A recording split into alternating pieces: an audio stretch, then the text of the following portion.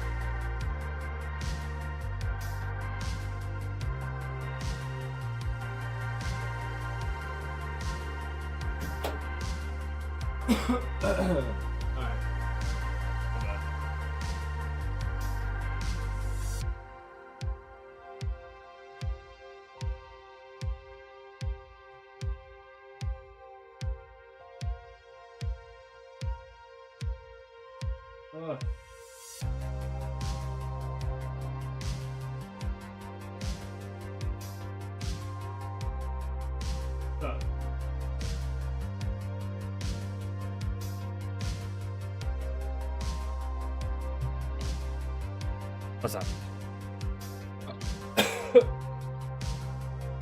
How are y'all? Happy early Thanksgiving.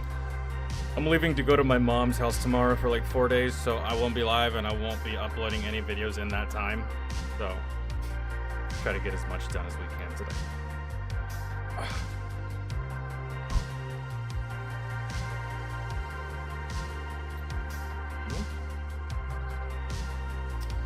But I hope everyone's had a good week. I hope everyone's having a good Thursday. I hope everyone's staying warm.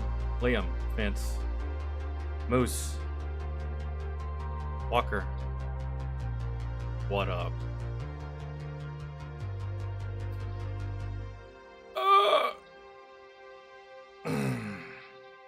Fuck, man, I'm not looking forward to...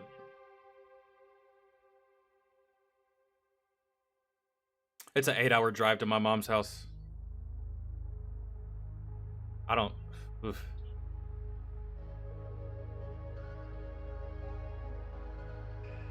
Anything longer than an hour and a half is too much in a fucking vehicle for me, but I've dealt with worse.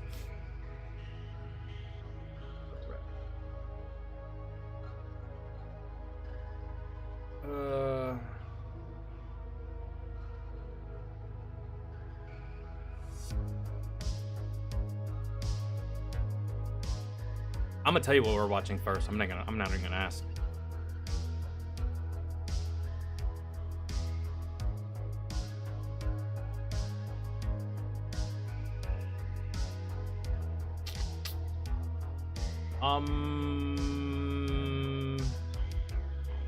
Let's see.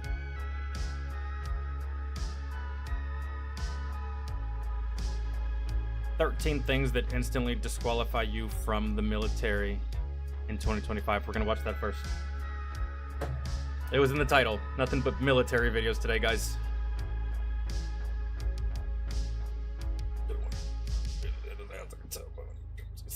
Alright.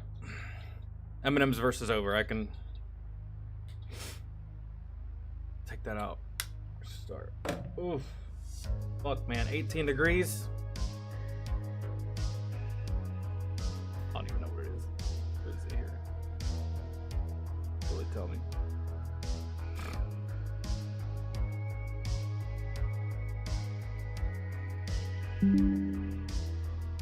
It's 51. How satisfied am I with the widgets? Not at all, because it's still on my screen. How do I get this the fuck off? Oh. Alright.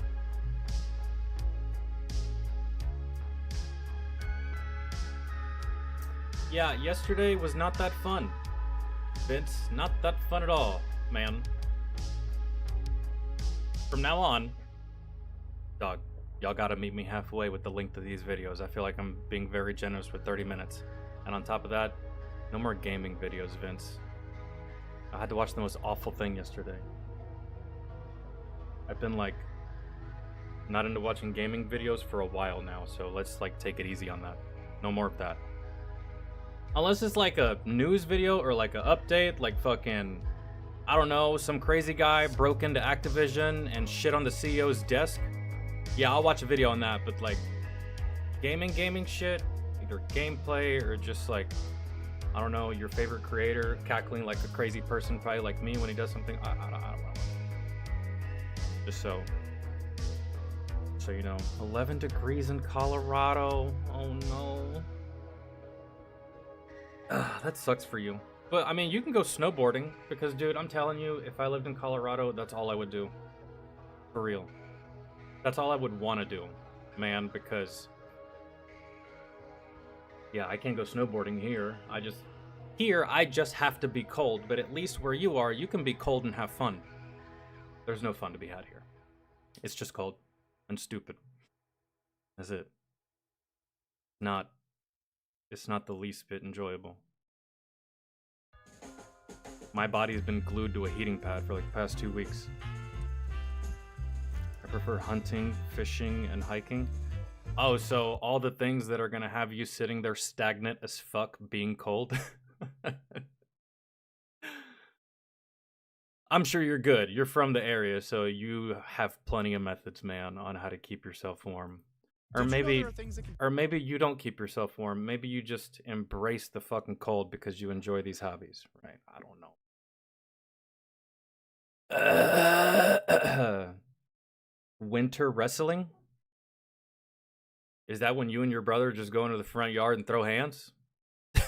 When it's snowing? That'll definitely warm you the fuck up. That's for sure. But I don't know. As a kid, man, when it snowed, I was out there. I didn't care if I was cold, and in some instances, I didn't even realize it was cold. But as an adult, the last time it snowed here, my niece wanted me to go out there and play with her.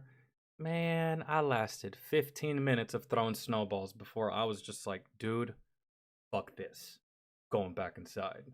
If I don't have to, I won't. If I have to, fuck it. But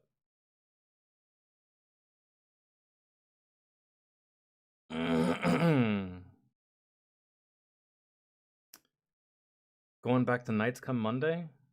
Fuck yeah. That's kind of unfortunate though. It'd be great if I stream later in the evening. Maybe one day. Alright, so the title of this first video we're gonna watch is 13 things that disqualify you from the military in 2025. And I served in the military in the mid-2000s. So 2008. From 2008 to 2013. So when I went in, times were a little different than 2025. And when some of y'all went in, if y'all were in, y'all probably went in sometime earlier than me. Someone in chat the other day that was in Iraq in 2004. It was probably different back then too, as to what disqualifies you. If I can remember correctly, when I was going through, I didn't get disqualified for anything, so I can't really exactly tell you everything that would disqualify you, but when I went through, tattoos on your face, anywhere above the neck, that was a fucking no-go. DUIs, any DUI, even one on your record, that disqualified you. Criminal history, extensive, man. I'm not talking about like you got into a bar fight and you got arrested and spent a night in the drunk tank. No, I mean like an extensive criminal background. And let's see. Mental health problems, you can't. Oh, asthma, I don't think you can. I don't know if they still do the flat feet. I don't even know if they did the flat feet disqualification when I was going through. But what else? A heart condition.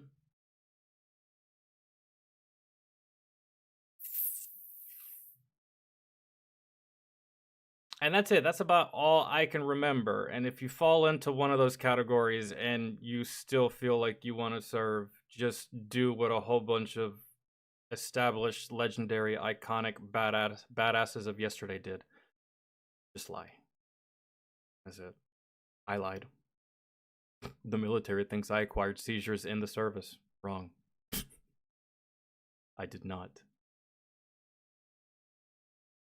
But that's what I'm gonna tell the doctor when I go to VA.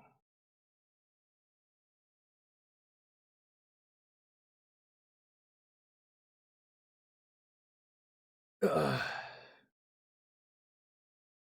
I make warm garments with the fur from the elk. And oh yeah, so you probably stay warm then. Yeah, that's fantastic. That's dope.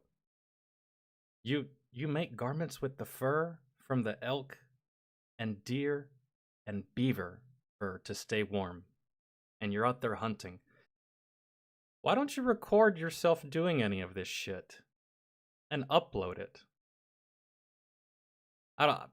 I'm not saying that you'll get like 1 million views, but I'm sure there'd be a substantial amount of people that would watch you kill something and make shit out of it to stay warm while you're out there.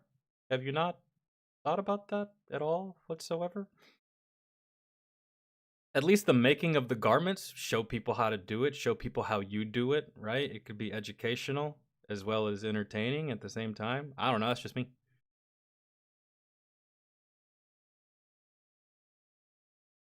Have you seen Tactically Acquired, aka the Black Electrician?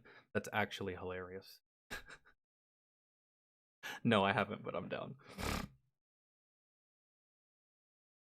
Tactically Acquired. Stolen! I will never talk shit about anyone that tactically acquires anything in the service because I've done the exact same thing. And sometimes that's how you have to do it. Sometimes that's how the mission happens. Sometimes that's how the mission succeeds. You steal it from somebody else. Now, I don't know what that means for their mission, but your mission's solid. So that's always fun. I got caught trying to steal something in NTC. I got caught trying to steal 2 fire extinguishers from another unit that was doing layouts for their equipment. My NCO sent me on this mission. He's like, hey, listen, you get caught, you better walk in any fucking direction that's not in my direction. I'm not taking responsibility for this, but go give me those fire extinguishers. I was like, Roger, Sergeant. I got caught. I did get away before I had to give like any names of where I was from or like my unit or my leadership or anything like that. I was pretty slick, but I couldn't make away with the fire extinguishers, unfortunately. Guy built a house out of shopping pallets. It was good. Yeah, those videos are like wild.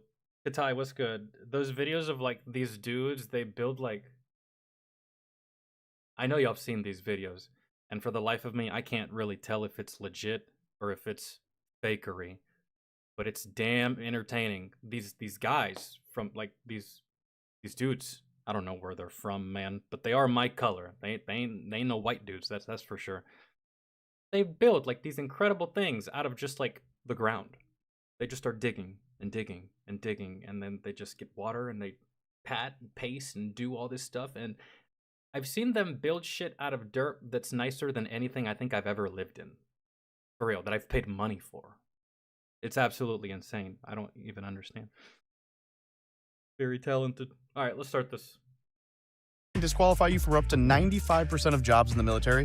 I was a recruiter of the Marine Corps, and I've seen all of them. But today, oh, cool. So we do have a recruiter explaining all this. I'm going to talk about the 4 that disqualify you from the most stuff, which you probably have no idea about. Now, I'm going to leave this right out the gate with what I would consider to be the absolute worst thing you can have just pop up and not know about. And you may not even know you have this issue until you go to MEPS.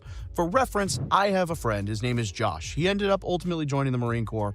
He was an incredibly and exceptionally qualified applicant, stud wrestler, athletic, smart, college student, came in one day to join the Marine Corps. He and I were essentially friends. We were like the same age. He's like 1 or 2 years younger than me. I'm friends with his older brother. I know him. And comes in, get him ready to go, goes to MEPS.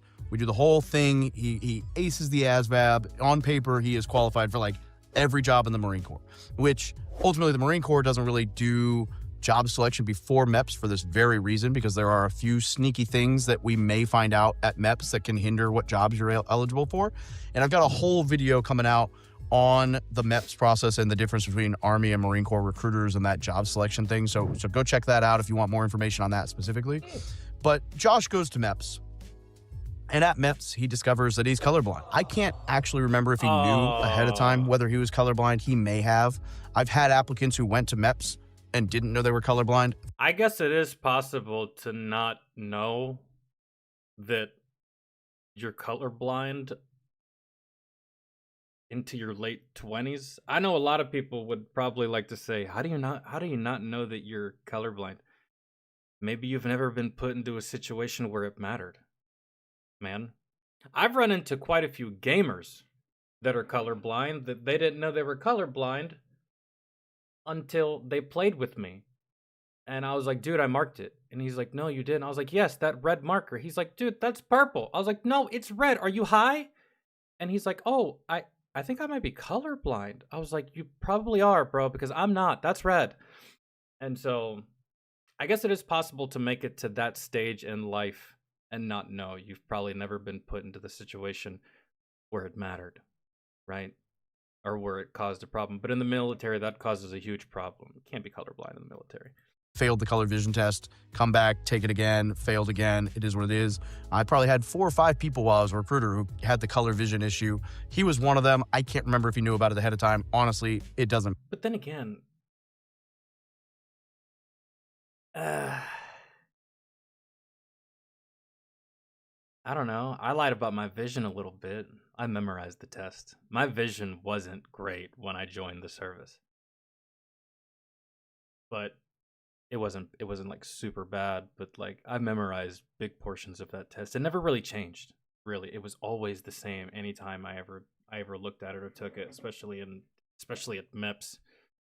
And then just going through the whole, I think I had to take another vision test before I deployed. Matter. There is no other like single issue that disqualifies you from more jobs in the military than being colorblind. For reference, here are the jobs that are open for color vision. Basically, you've got embark, which is like logistics, infantry, administrative jobs such as like HR or employee relations, whatever.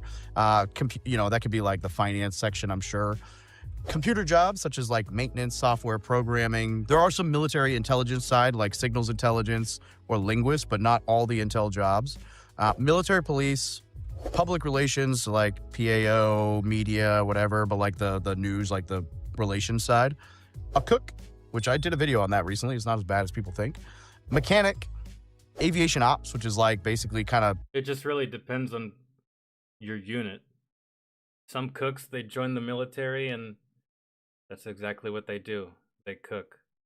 But you may get sent to an infantry unit, like the cook that we had.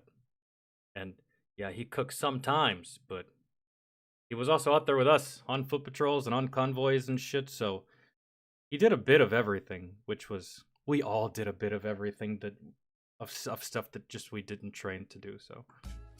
Manning the airfield and telling people which direction to go or whatever. And then the band, if you are very musically talented, but. So this is all stuff that you can do and be colorblind?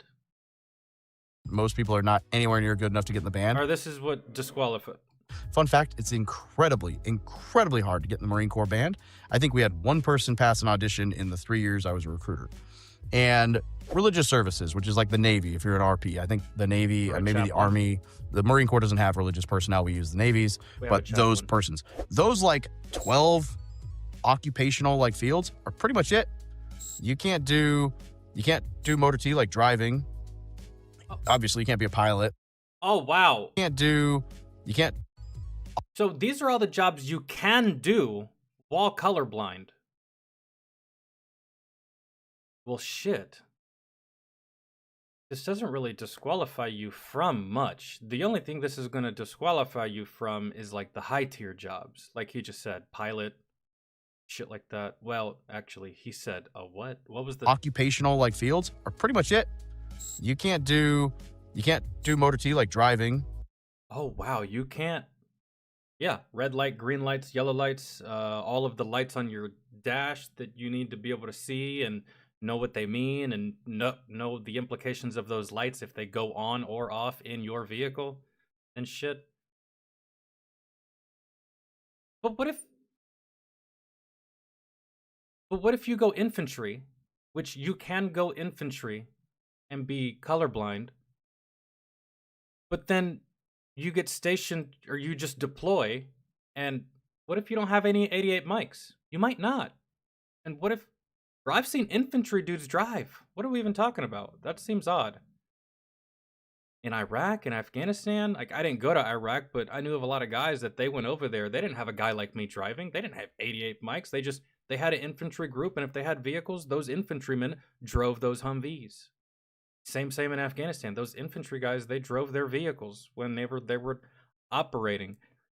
It wasn't in every occasion that you had actual trained motor vehicle operators such as myself that were on your team. So like, you could be colorblind in the infantry and still find yourself behind a vehicle. I don't know how that works. Or are they just, I don't know. Obviously, you can't be a pilot. You can't do anything with like wires, right? Like you can't be a wire dog or like you can't be EOD either. Electrician. You can't this limits, like I kid you not, like 95% of jobs just gone because of color vision, which is that's kind of wild to me given just how many people enter the infantry each year. Really a tough pill to swallow when you're in the application process, especially if you didn't know you were colorblind. And this was very tough for Josh. I mean, it was even to this date, like he served, he did his 4 years, he's glad he did, but he ended up in a job he didn't love, and then he ended up in a unit he didn't love because there's only so many units for that job. Yeah. And it was unfortunate.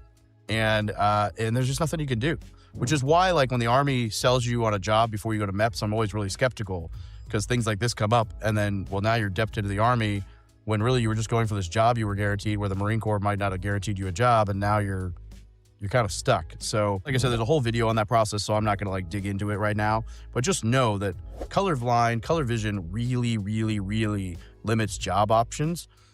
And there's just nothing we can do about it. So if you know you're colorblind, and there's still a chance you pass the test. I had someone who was. You can still go infantry. There's so many jobs there. Cook, man, some logistics. There's so many jobs in there that you can do and still set yourself up for a good post-service career with the skills that you learn in the military. Is it going to be what you want? Probably not, man. And if you're trying to be a pilot, when it comes to the motor transport, guys, you're not missing anything glamorous. Oh God, I can't do motor transport because I'm colorblind. Big fucking wham. Don't be sad. It's not the crowning amazing thing that it is. Take it from someone who was one, man. Ooh, you drive a truck. Great. You go from point A to point B. Pray to God you don't get blown up. Yay. It's not the bee's knees of everything, man. Had I known that I was going to do the things that I had to do in Afghanistan, I would have just gone infantry and saved myself the fucking trouble. But anyways. Colorblind passed the test at MEPS, and then they were good. They were colorblind, not actually colorblind, apparently. So, but, you may have perfect vision and not know you're colorblind per our standard, and then it is what it is. Hey, guys, it's your sponsor, Hooded Dave, and today we're going to talk about my book, which, if you haven't done so already, you can download for test. And if you shit, that converts solar is our we'll check that out at some point today. Mysterious, what's good, man? Again, hope everyone's having a good Thursday, and I hope y'all have a good Thanksgiving. I'll see y'all. I'll keep up with you guys in Discord and post and stuff like that. Like what I'm doing. I'm mainly just going to be hanging out with, well, yeah, actually. My Thanksgiving is going to be spent with a whole bunch of women. Now that I'm thinking about it. My dad's not going to be there, and neither is my brother.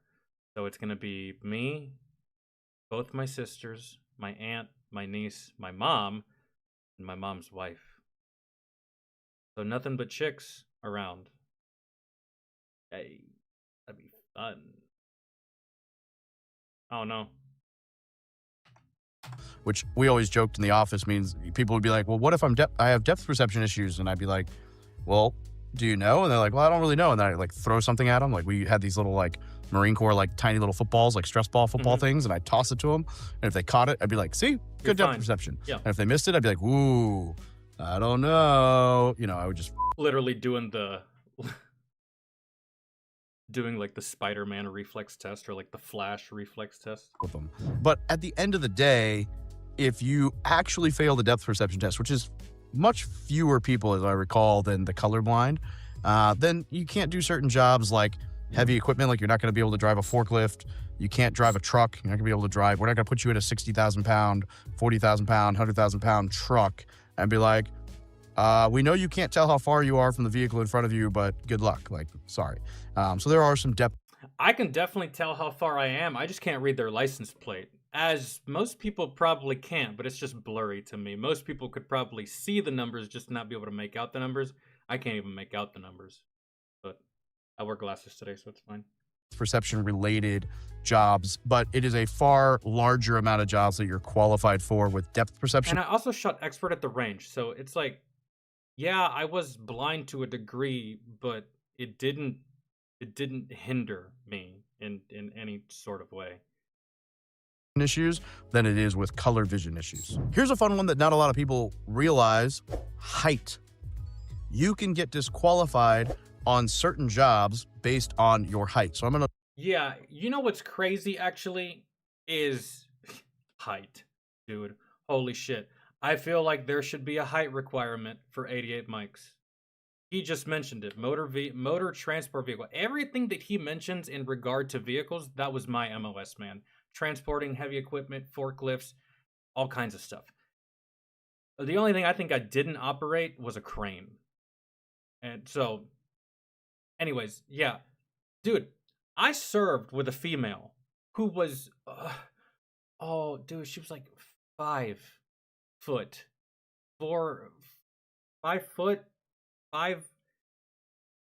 I think she was just enough past the threshold to where she wasn't considered a fucking dwarf. Legally, I feel. She was so small. And watching this girl try to get in any vehicle that wasn't a Humvee was like watching her try to climb a building. And I was just like, good God, this.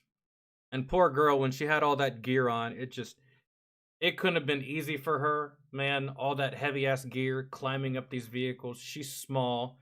Like for every arm's length that she grabs, or for every arm's length that I grab to get into a vehicle, she's having to grab like 4, 5, and it's just, it's wild for them. Just check.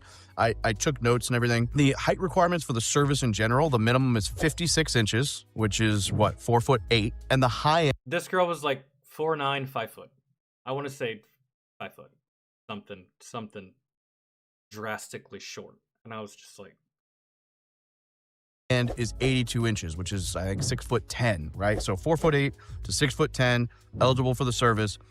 Different services have different edges to that. So like the Marine Corps is 4 foot for, so 4'8" to 6'10" is kind of like. I've never seen anyone taller than 6'6" in the service. Like most branches, but most branches cut off at 4'10". Only a few go to 4'8", and some of them cut off at 6'8" instead of 6'10". So you may actually be limited to specific branches of service based on your height. If you're like 6'9" or 4'9", rather than, you know, the 4'10" or 6'8", but you know, that's a small section of the population, so I'm not gonna. If you're 6'9" and you haven't tried your hand at basketball before joining the service, you're fucking retarded. At least try. Who knows? Worry about it too much going into the detail. Yao Ming wasn't that fucking great, but because he was tall, he made it. You can Google it. That being said, there are specific jobs that require height. So for example, like in the Marine Corps, Motor T, or 88 Mike in the Army, like my job in the Marine Corps, you had to be between. That was my job in the Army. 64 and 75 inches, which is 5'4" and 6. Yeah, that. Okay. We found the very first one that is very, very, very different from when I served. I'm telling you guys, dude, my first sergeant, I've told y'all about this guy before. A little Napoleon fucking syndrome, man, with this dude. Seriously. He was like 5'2", 5'3". That was my first sergeant. My first, dude, when I stood at parade rest, obviously, or I stood at the position parade rest or whatever, anytime I would look down, I would have to do like this to look down at my first sergeant. Just like this. And he was small. He was infantry though. But at the time, I knew like 288 mics that were below this threshold. They were like 5 foot tall. And I was just like, dude, how? Man, these vehicles. This girl could damn near almost see under the vehicle without even crouching. I was just like, man, just because of her height, she don't belong here. She's not a bad soldier, but 6'3", because if you're like 6'10", you might be eligible for the service, but if we cramp you in a Humvee, you're gonna be like driving like the old Asian lady. Yeah, but we don't drive Humvees in 2025 anymore, man. I get what you're saying, maybe for like Iraq or whatever. And yeah, you still drive these around the military installation. You still drive these like to the range or to a field training exercise, but you're not going to spend a big bulk of your time inside this vehicle. I was an 88 Mike, and I barely spent any time inside of a Humvee. 80 like this with your Kevlar like smashed up against the hood, and then when you hit 90. Because whenever I served, those vehicles were completely outdated. The only thing they were good for was transport. We didn't use them for mission. Damn sure didn't use them for anything combat related. Nothing. We didn't even take them off the fob. Man, the only time we got into them bitches was either to go to the range, take ammo to the range, or bring people back from the range. And then we'd take it to the field point. We'd do the BIIs on all this stuff, inspections, all the shit that 88 mics have to do. And that's it. Turn that fucking dispatch in, and you're done. You never touch that vehicle again for maybe another month. Maybe, if that. And there's so many of them that got a motor pull packed to these fucking shits. You're gonna break your neck and die. And if you're 4'8", you're gonna be like trying to drive a military truck like this, and it's gonna look it's not good. Not ideal. No. We don't want this or this where you can't even touch the pedals, driving 100,000 pound and $100,000 trucks, $500,000 trucks around in the desert. Not ideal. Another one that people know is pilots. For example, you have to fit in the cockpit to be a pilot. Like that makes sense to most people, but like fighter cockpits are not built for like the broad-shouldered, chunky dudes like me. It's built for like the lean and mean. You can't be no Brock Lesnar-looking motherfucker and be a pilot. I'm sorry. You can either be a pilot or you can look like that, but you can't do both. 5'10", aerodynamic, cross-country looking motherfucker. So Air Force actually changed this up recently. So previously, the Air Force's requirement was between 64 inches or 5'4" and 77 inches or 6'5". I will say, I have seen pilots taller than me, but like, I ain't seen no pilots that should be in like the NBA or anything like that, And most of the pilots I have come across, my height, slightly taller, if that. And then you also had to have a sitting height. So like from, my butt right now to where I'm sitting, between 34 and 40 inches, right? Your upper torso also has to be a certain length. Right. So basically around a yard. If you were too much shorter, you wouldn't really be able to see out the cockpit. If you're too much taller, same issue. Like your head is sandwiched against the ceiling. Yeah. Not ideal. Now, that being said, the Air Force now uses it's called an anthropometric screening process to assess candidates based on their physical What the fuck does that mean? Attributes for specific aircraft they may fly. This means that the Air Force considers a wider range of factors beyond just height, including like your reach, your leg length, and other body measurements. So like shoulder width. So specific builds on specific people means they can fly specific planes. Okay. I guess. I mean, I suppose. Good. Your length of arms, your length of feet, like I feel like it overcomplicates the process just a little bit. I mean, you keep adding these stipulations and prerequisites, eventually you're not going to find any pilots because you're looking for something way too specific. But maybe they won't take it that far. All of that kind of goes into this hodgepodge. But suffice it to say, if you're way outside the spectrum on height, one way or the other, that could be very limiting to being in a cockpit. And Most of this is stuff that you're going to get to find out really quickly if you're in the pilot program or going to be in the pilot program. The motor T side or the truck driver side is more realistic for a lot of people. And I actually didn't check. I don't know for sure. The heavy equipment side, like the bulldozers and forklifts and stuff, they may also have a height requirement. But these were the two that I know for a fact do. And maybe they have a height requirement now, but dog, I'm telling you, I saw that little fucking cockroach-sized female in my second unit drive all kinds of shit. Yeah, she struggled getting in and out of the vehicle, but she made it happen. And I know that at one point, man, she did. I think at one point she was driving a vehicle where she sat on a chalk block just to see over the. And if you don't know what a chalk block is essentially like this big wooden block that you put in front of the tires of the vehicles so that the vehicles don't roll forwards or backwards. Yes, I understand you have an e-brake and it's in park and all that stuff, but you're going to want chalk blocks just in case, right? And it's just like this square, long block, just like this. She sat on that bitch one time just to be able to see over the steering wheel. Did fine, but can't imagine that shit was fun or comfortable. Was able to like look up. So just know if you're super far on the short side or super far on the tall side, it might limit you on a couple jobs, especially the pilot side. It is what it is. Like, there's not a whole lot we can do besides like breaking your kneecaps or that miserable heightening surgery that because they damn sure are not going to retrofit these vehicles just to fit you. That's not happening. I would imagine probably disqualifies you from service anyway because of the recovery period and your bones and all that other stuff. So not worth it. Okay, and then another very large one is security clearance concerns. And when I say security clearance concerns, basically anything that would keep you from getting a clearance in the service. So for those bro, mental health, fraud, but then again, if you commit fraud, you're probably not getting in. But who don't know, basically everyone gets a secret clearance when they join the military. Yes. And then from there, you've got top secret, which is, the level above, which I had. And then you also got TSSCI or top secret special compartmentalized information. Which is something that 90% of just regular everyday soldiers are not going to have. At one point, I myself could have gotten a top secret. But that was just like, it wasn't on my to-do list at the time, and it definitely wasn't on my future to-do list either. I was like, yeah, cool. If I get a top secret, that's fine, but what benefit is that going to give me immediately? Or even in the long run? Because at the end of the day, I'm still a fucking 88 mic. What do I even need that for? Right? So, or maybe there was a benefit at the time, and I just didn't know.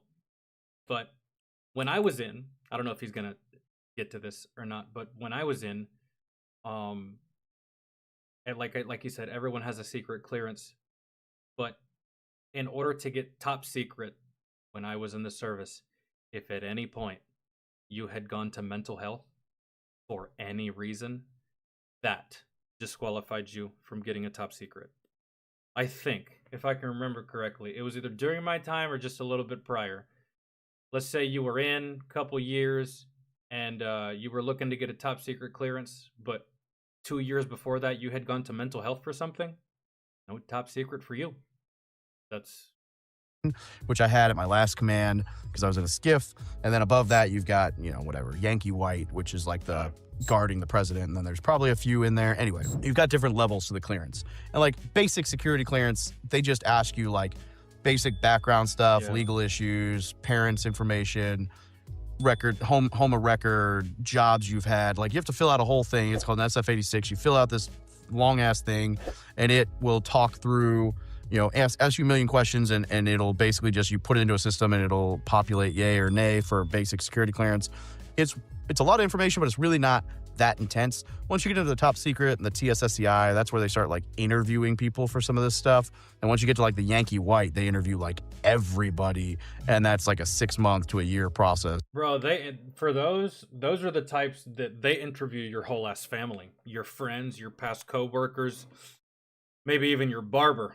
It's really pain in the butt thing. All that being said, there are a few things that can just disqualify you from the security clearance needed for jobs. So for example, like you can't get into intelligence communities if you can't get a security clearance. Military police, special forces, pilot, attorney. Like there's just a decent number of jobs that are limited by clearance. It's not a ton, but it's more of the like intellectual or well, it's the things that require clearance, right? Yeah. So the main Things that could quite possibly end up being redacted on paperwork in the future, you're going to need top secret clearance for.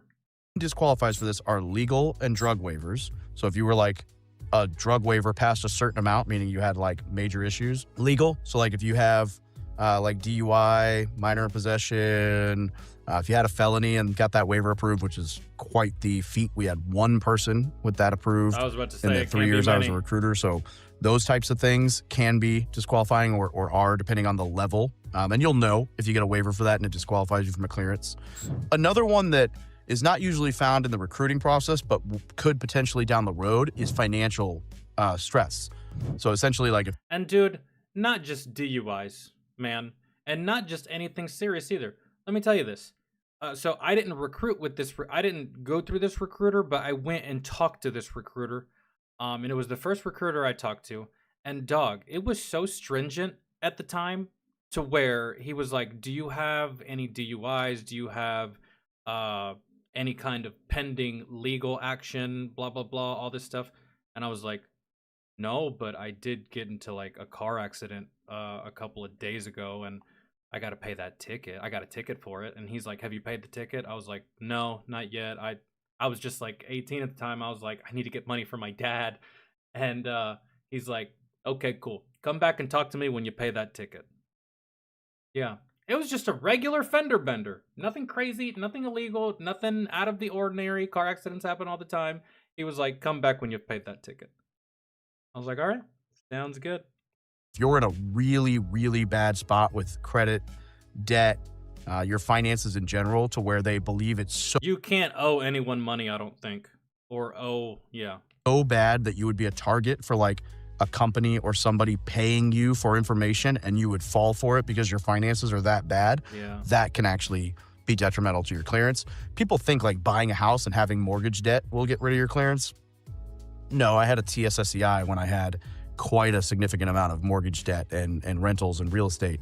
It's the kind of things where you're like, you know, $100,000 in credit card debt, you're missing payments every month, you're in default. Like it's Yeah. bad stuff, not like, I have 3 houses in my town. It's something that they don't want to give you that kind of clearance, and you can be easily manipulated because of your current standing with your finances. They want you to be in somewhat of a good place when it comes to that before they give you that kind of clearance, because then you won't shit on it. Whereas someone else, they'll use that to their advantage because they're either in dire straits or they have a history of making bad decisions with their finances, or just when it comes to finance and the legality of things that can happen in that world. And it's pay the mortgage, but I'm great. And then another one on there. Which is what those investigations all look that up. Like, yeah, we see here that you've got a lot of properties here and that you've done all these things, but you pay it on time. You're never late. You never fucking have any problems. You've never had anything repossessed or seized. Whereas if your record is full of nothing but failures to pay and repossessions, then guess what? No, none of that for you, because you might do something nefarious to fix your current problems. There is citizenship. So you can join the military with a green card, but you cannot have that clearance without citizenship. Now you can get citizenship while you're in the service after, I think it's 2 years, but after a certain time period, and then you can go and apply for that clearance, and then you can lateral move into these jobs, but you can't just right off the bat get into like an intel job if you're coming in from God knows where and you have a green That's not how card that because... And that's where a lot of people get confused. They set their sights on these jobs that they think they can just go to basic training, AIT, and then boom, you're in that job. No, man. You misunderstand. There's some jobs where you join the service and then maybe, just maybe, if you're lucky, you play your cards right, you're where you're supposed to be at the right time, at the right place, in the right uniform, and you do the damn thing. Maybe within 5-6 years time, you will land that position. Maybe even less. I don't know. It depends on you, really. But as far as like, there's so many people, dude. I've come across so many aspiring, hopeful Special Forces candidates. They're just like, yeah, I'm going Special Forces after high school. I'm like, okay. Like, well, what's your plan? Well, I'm just gonna go to basic AIT and then boom, I'll be in special forces. I'm like, brother, that is a far cry from how it actually works. You first off, you need to talk to your recruiter because that's the only way. You need a special forces contract. You need what do they call it? You need like a special forces option or like an airborne option or some kind of one of those options, and then you don't just jump into that kind of shit. I've seen people all the time, dude, especially really, really dumb ones. Yeah, I'm gonna become a pilot. Are you? Are you though? Chances are, man, you're gonna join the Air Force and you're gonna be working on fucking heating and air. I hate to burst your bubble, but You're not a citizen. Like, there's just certain things that come with that. Like, you can't vote. You don't get the secret clearance. It is what it is. So there we go. We got color vision, depth perception, height, which, you know, we can all change, and the security clearance. Those are the 4 things that disqualify people the most from job selection. Doesn't mean you're disqualified from the service by any means, but it means that you may be limited on some of those jobs. I've seen people straight up get disqualified flat out from service to the Air Force because of a DUI. Again, man, this shit changes. I feel like every time the president changes, this shit changes. Because everyone has, not everyone, both sides, Republicans and Democrats, they have a view. They have a vision of what the military should look like when they're in charge, right? So these rules, these prerequisites, these things that may disqualify you, these things that might be allowed or might not be allowed, guess what, man? They'll change in 4 to 5 years, I feel. I feel like that's how it's always been. That's how it's always gone. They'll change. It just depends. Sometimes the military needs to downsize. Sometimes the military needs to strengthen its ranks.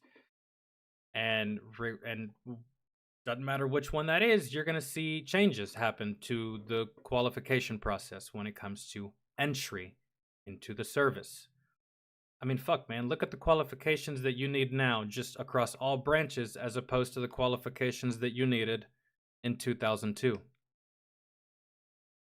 Because remember what happened in 2001? Yeah. So in 2002, the qualifications and the prerequisites to get into the service was this. Can you write your name? You can? Can you prove it to me real quick? Let me see. God damn, he can write his name. You're in.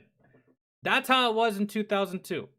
So it depends on the situation of the country. It depends on the circumstances. It depends on the global climate when it comes to military and yada yada. Things that disqualify you from the military will always change. They'll always be different. FBI, what's good? How are you? Hope you're having a good day. Let's see what the comments say. I just found out I was colorblind too. This news came out of the purple to me. My son wanted to drive tanks for Army Reserves. He was told he was colorblind, offered job as a combat medic. Did so well. He learned and studied to be an occupational therapist, now has a PhD. Paid for by Army and made major. Nice. That's fantastic. And I do have to say, being a combat medic sounds a whole lot more fun than being a tanker in the Army Reserve. I don't know what it's like to be a tanker in the Army Reserve, but I would have to imagine that it's not that exciting. It can't be. It's the reserves. I don't know what they do. I don't know the extent of their training. I don't know, man. Probably good training, but still, it's the reserves. You're just chilling for the most part. And at least National Guard, they're on the weekends. But yeah, that was a good pivot.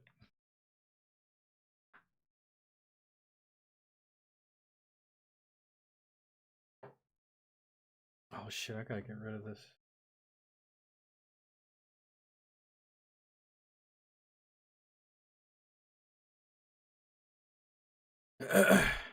All right. Oh, I gotta pull up my list.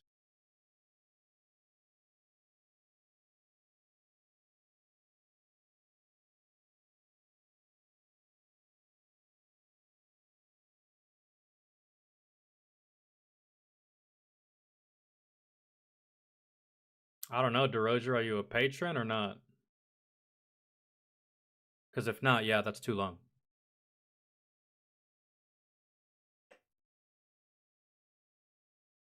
And if it's gaming, we're not doing that either.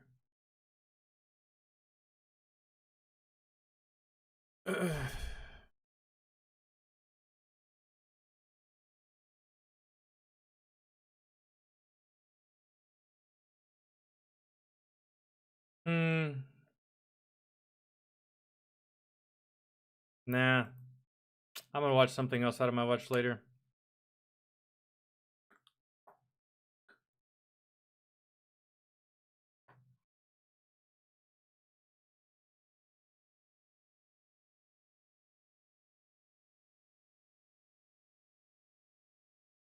Oh, hold on.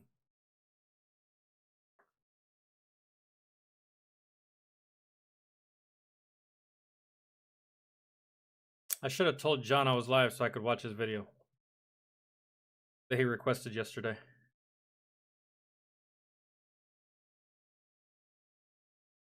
I don't do gaming anymore, DeRozier. Sorry. You have to pick a different one or pick a shorter one.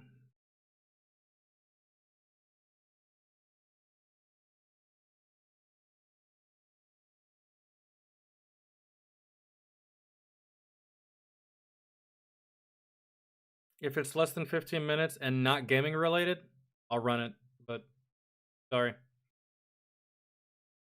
Think you don't have time for an accounting degree? Think double. Because what I had to deal with yesterday, never again. Terminated's ass. Twisted my arm to watch a gaming video even though I didn't want to. And then I decided to. And while I was watching it, the motherfucker decided that he was gonna fuck off, leaving me sitting there watching a video I didn't want to fucking watch for no goddamn reason. I should have just said no and moved on, but nah. I decided to be nice about it. I'm not being nice anymore about it. I don't want to watch that shit, man. So, sorry. Too many times. I say 30 minutes, y'all request an hour. I say not gaming, y'all request gaming. I'm just tired of butting heads with y'all, really, for the most part, so.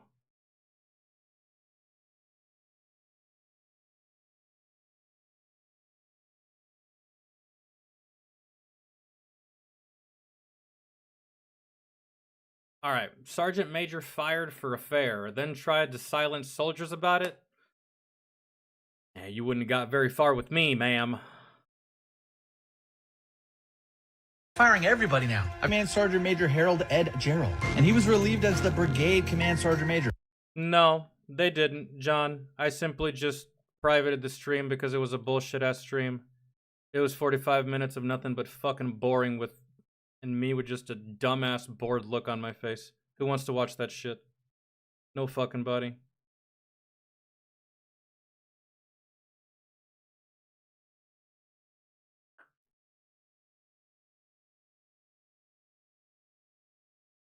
Alright, here we go. He's just out here firing everybody now. Command Sergeant Major Harold Ed Gerald, and he was relieved as the Brigade Command Sergeant Major. For what exactly? Due to a loss of trust and confidence in his ability to lead effectively. Where have I heard that before? Oh yeah, last week when they fired this person. This is Command Sergeant Major Veronica E. Knapp, and she was relieved due to the results of a 15-6, or an investigation. But why? Knapp was relieved on August 8th as a result of the Army 15-6 investigation due to a loss of trust and confidence in her leadership. Where have... Wait. So you're a what? Relieved due to the results of a 15-6. This is Command Sergeant Major Veronica E. Knapp. Command Sergeant Major Veronica. The Army's just out here firing everybody now. Command Sergeant Major Harold Ed Gerald, and he was relieved. Hold on. The Army's just out here firing everybody now. Command Sergeant Major Harold. They're both Command Sergeant Majors. Were they?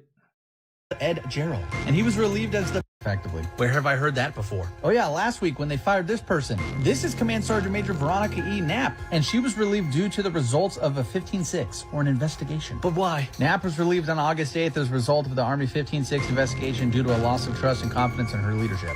Where have I heard that before? Most soldiers' biggest gripe is the fact that the rules don't apply to everyone. Yeah, that is actually one of my biggest fucking gripes in the military. She's not wrong. Oh boy. So those two command sergeant majors, are they guilty in separate instances, or were they both fucking? Because if she's a command sergeant major and he's a command sergeant major and they're fucking, there's no way they're at the same unit. You can't have two command sergeant majors in the same installation. That wouldn't make any sense.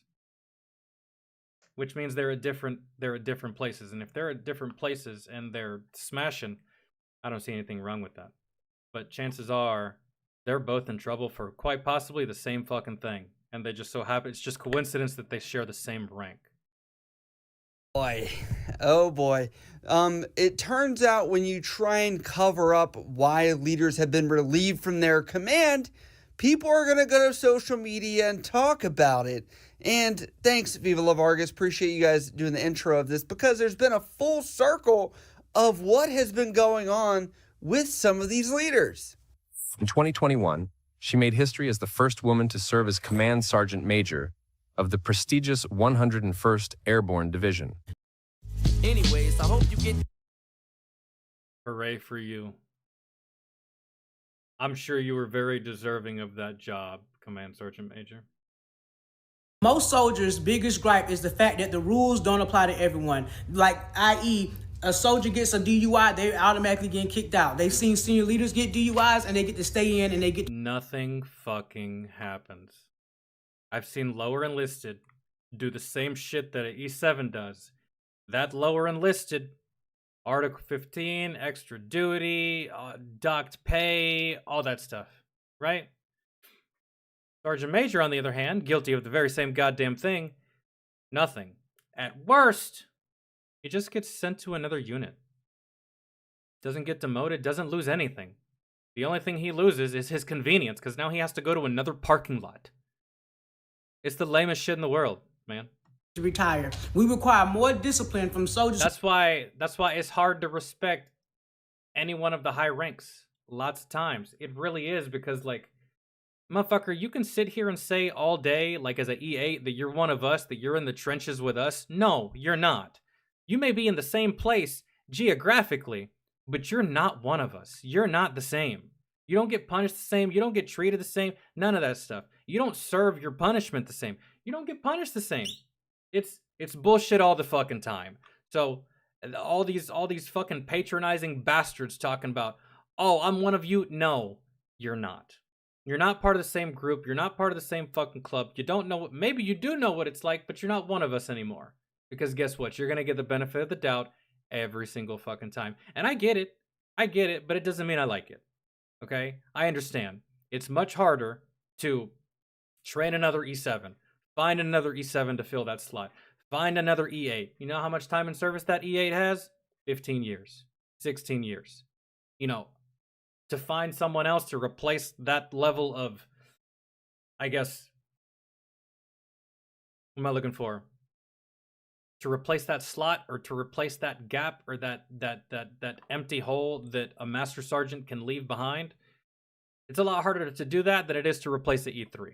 You can replace the E3 literally 10 minutes from now. It's not that hard, really. Just find some poor fucking bastard that has nothing going on in his life, and boom, there, you got another fucking E3.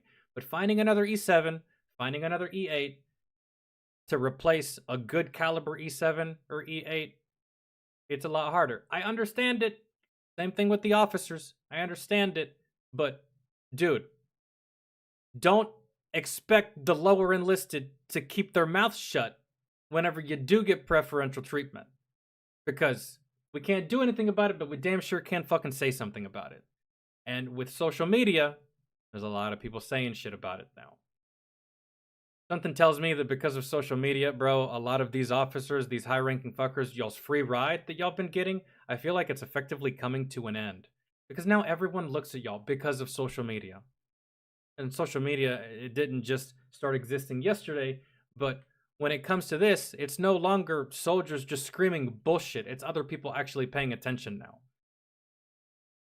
Who've been in the Army 2 and 3 years, who have time to grow and change, than we do from people who've been in 20 and 30 years, and that's just their character and that's just who they are. But right now we're here because we're going to talk about abuse of power. So let's get into it. This is Sergeant Major Jarrell. Sergeant Major Jarrell was cheating on his wife while she was 6 months postpartum. That means nothing to me. It really doesn't. I don't think that... When I say it means nothing to me, I mean that means nothing in the realm of him being a soldier. It does get on my nerves that nothing probably happened to him. That's weird. That's just one of those weird topics.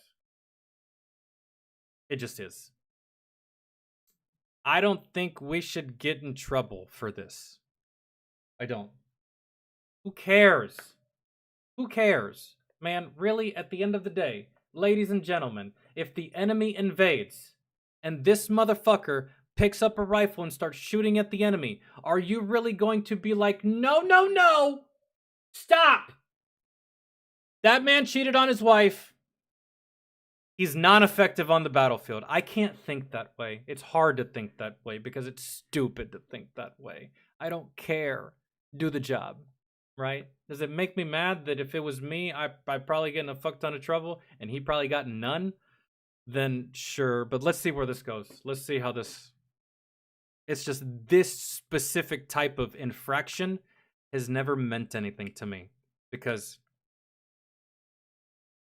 I don't give a fuck if you're cheating with 80 women, man, and your wife is pregnant with quadruplets. Can you shoot, move, communicate, give orders, lead, right? You can? Fuck your wife. She doesn't matter. She's inconsequential to the mission.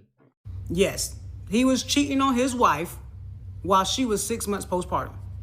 He was cheating on her with her. No!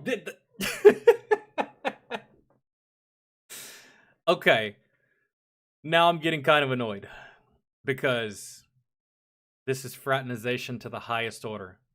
And bro, let me tell you something about fraternization. Fraternization is different than adultery. To me, in my opinion. I don't think any of us should get in trouble for adultery. We're here for a job, not to look fucking pretty. The job's ugly. I don't give a damn. Can you kill the enemy good? Cool. I don't give a damn about your wife. But fraternization is something that, yeah, I couldn't do it. Why should y'all? I saw plenty of E5s that I wanted to pipe down in the military. I couldn't, though. Fraternization. There was several girls, there was not several girls, but I met several females that I would have liked to, but I couldn't because fraternization. And why throw it away for a military chick when I can find a civilian chick that will touch my PP all the same without the Article 15? You know what I'm saying? So this is just infinitely retarded. Cheating on your wife, whatever. The fact that she's pregnant also means nothing.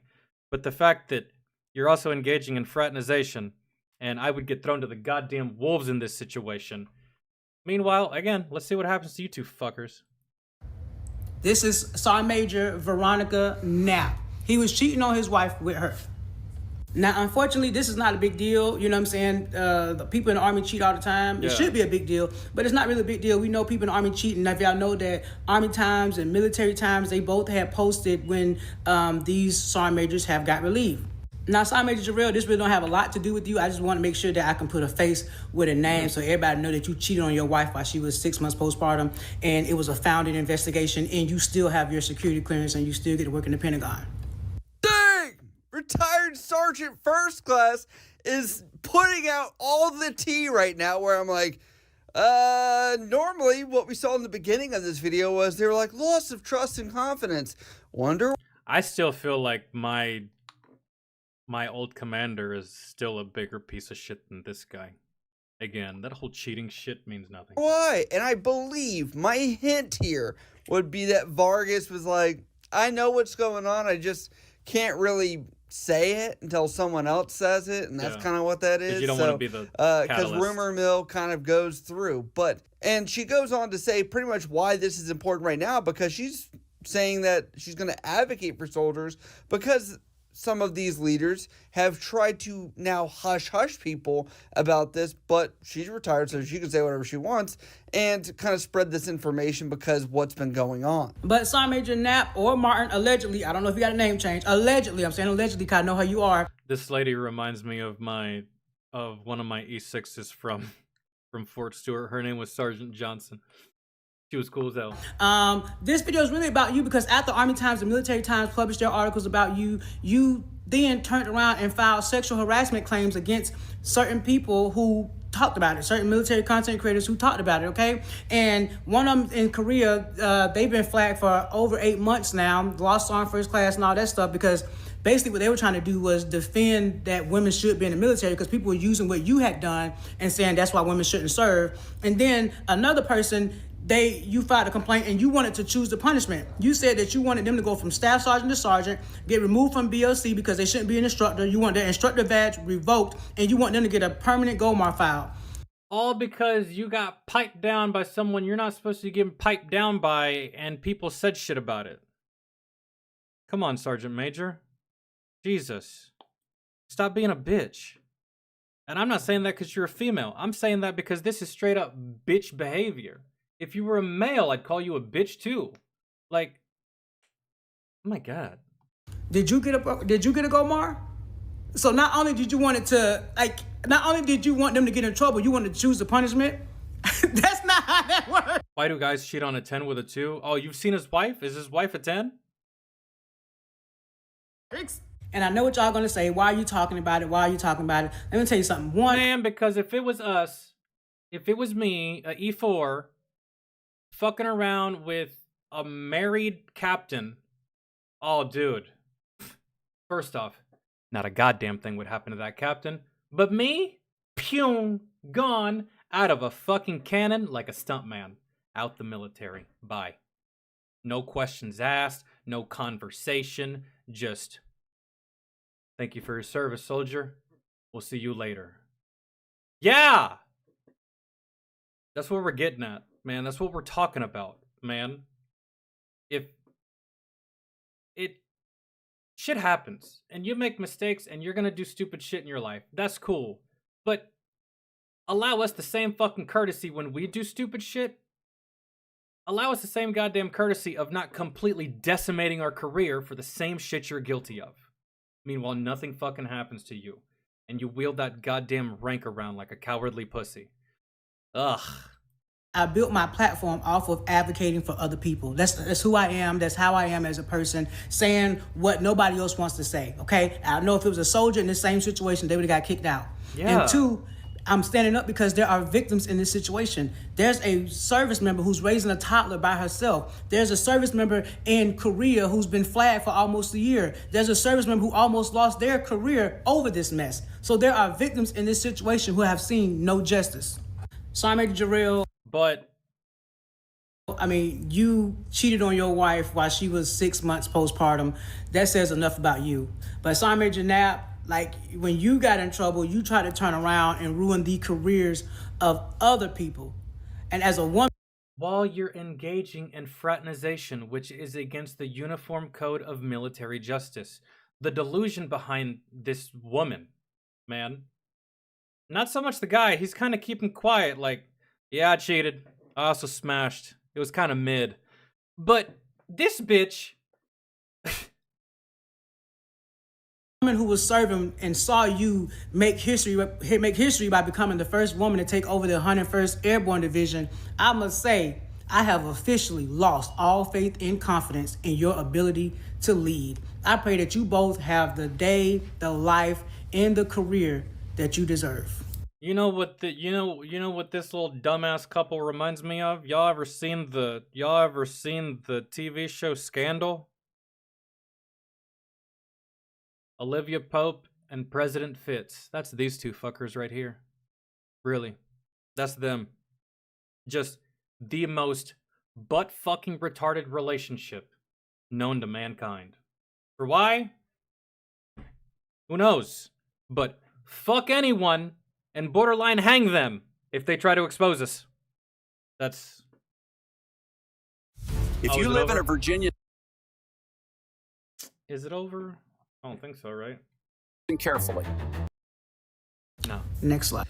What's crazy about that is she is enlisted and top enlisted for what's going on, but has no jurisdiction over that to actually deal out those punishments. And somebody is obviously not made rank because they were talking about this context of why. And then on top of that, you know, somebody used her as an example. So now she's not very. Guys, I did something.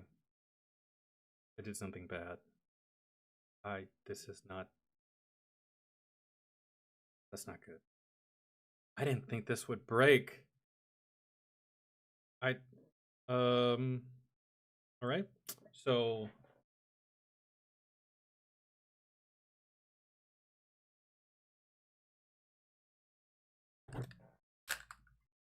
let me go wash my hands. Like a fucking beluga whale just like splooged all over me. Get the fuck off. This was, guys, give me a second. This was a mistake.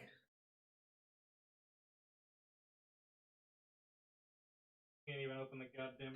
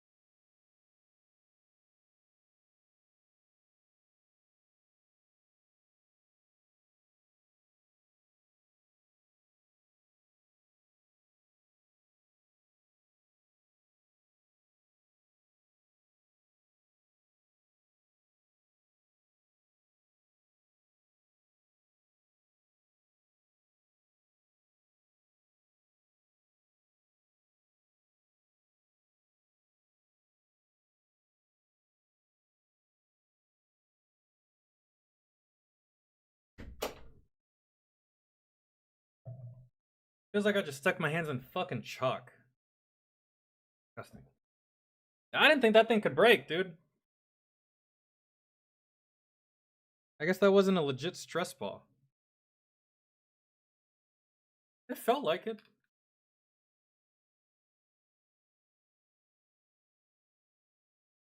Very happy about that. But we're going to go through this because does the punishment fit the crime? Now, it appears this has been something that's been crazy because there are several people talking. I heard about old girl, Command Sergeant Major Knapp, was at Campbell when I was there. Oh my god. You know what that sounds like to me? That sounds like someone's a barracks bunny. Just a little bit. Maybe not with the E3s and the E4s, but she's fucking down, that's for sure. In the comments about what, yeah, she got around. What is happening, as this is not just the few that she has mentioned, but it is even further. For example, K-Con says, I know a couple of soldiers who are flagged about this. I'm glad you're taking up for these soldiers. I think she meant talk. Here you go. Command Sergeant Major Jarrell is a tool bag. He was my ex-husband's first sergeant.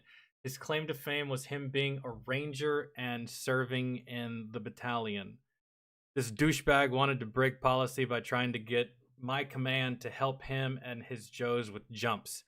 My command used the MC6 while they were using the T11s. Talking.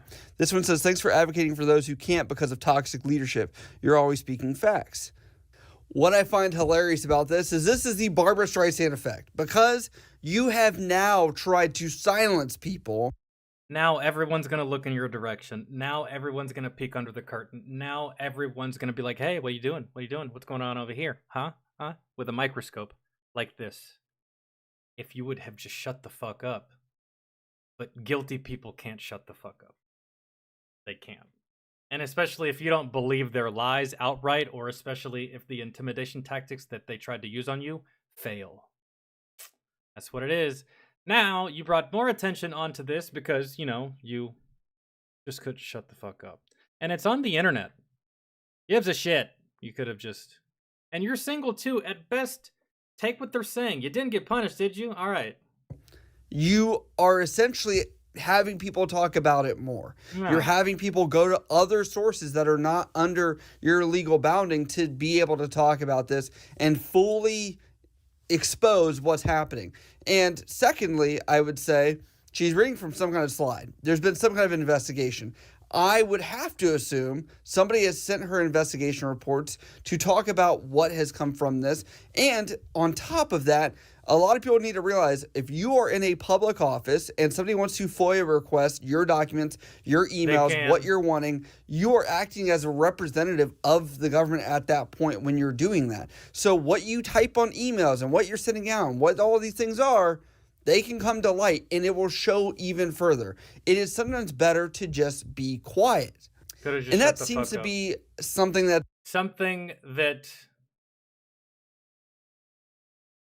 Command Sergeant Major Jarrell is doing very well at the moment. At least, as per the video. He hasn't really said much. It's this girl. Talking. Blah, blah, blah, blah, blah. Blah, blah, blah, blah, blah. Blah, blah, blah, blah, blah. Digging her hole deeper and deeper and deeper. Bitch, you're a home wrecker. Get over it. That's it. It's interesting because I always love looking at social media as the equalizer.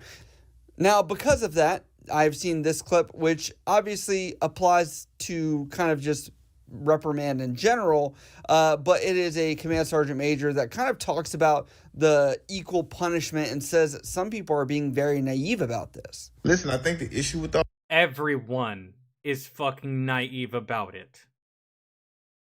Everyone except for the E4s. And if you're an E4 that made E5, I'm willing to guarantee that you forgot about it. At least a big percentage of you, man. And I've even stopped being friends with some of you motherfuckers because of it. We're cool, we're homies, everything's all good when you're at E4, and then you get promoted to E5, and all of a sudden, you act like you're just a different class of person than me. You're a different type of soldier than me. You're like, you're on another realm, man. Like, you're God, and I'm peasant. Like, everyone knows. Everyone sees it. At least everyone in the E4 Mafia, everyone below the rank of E5, but some of you fuckers get promoted and you either forget, refuse to acknowledge it because you really like being an E5, and then obviously the people that do benefit are the higher ranking people, and they're never going to acknowledge that they get treated differently. They're never going to acknowledge that they get benefits that we don't, that they get liberties afforded to them that we will never see. They'll never admit that, man, because over half of them are too cowardly to ever admit that. And if they did, guess what? That gravy train ends. All this is that you all are looking at officers' punishments from an enlisted point of view, right? What you see as a slap on the wrist for them is actually a slap on the wrist for us, not them. It is a career killer for officers, all right? We face non-judicial punishments, and it's a rehabilitative measure.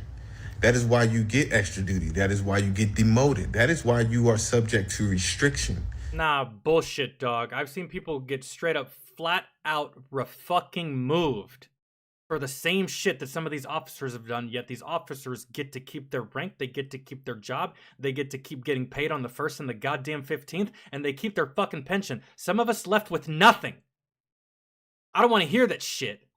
Plus the things that they are subject to. They get career killers. A Gomar is a career killer. A reprimand is a career killer. Is it a career killer to still get paid on the 1st and the 15th? Is it still a career killer to get all your benefits? Is it still a career killer to still put that uniform on all the fucking time, get all the benefits that you get, your pension, you get VA at the very end? The longer you stay in, the better your VA is. Oh God, what a career killer that is. Wow, that's insane. Meanwhile, that 1E4 did the same thing, got kicked out of the fucking service, and eventually committed suicide because civilian life wasn't for him because he had his sights set on the fucking military. And you took that away from him on some bullshit, but you didn't take it away from the officer. Shut the fuck up.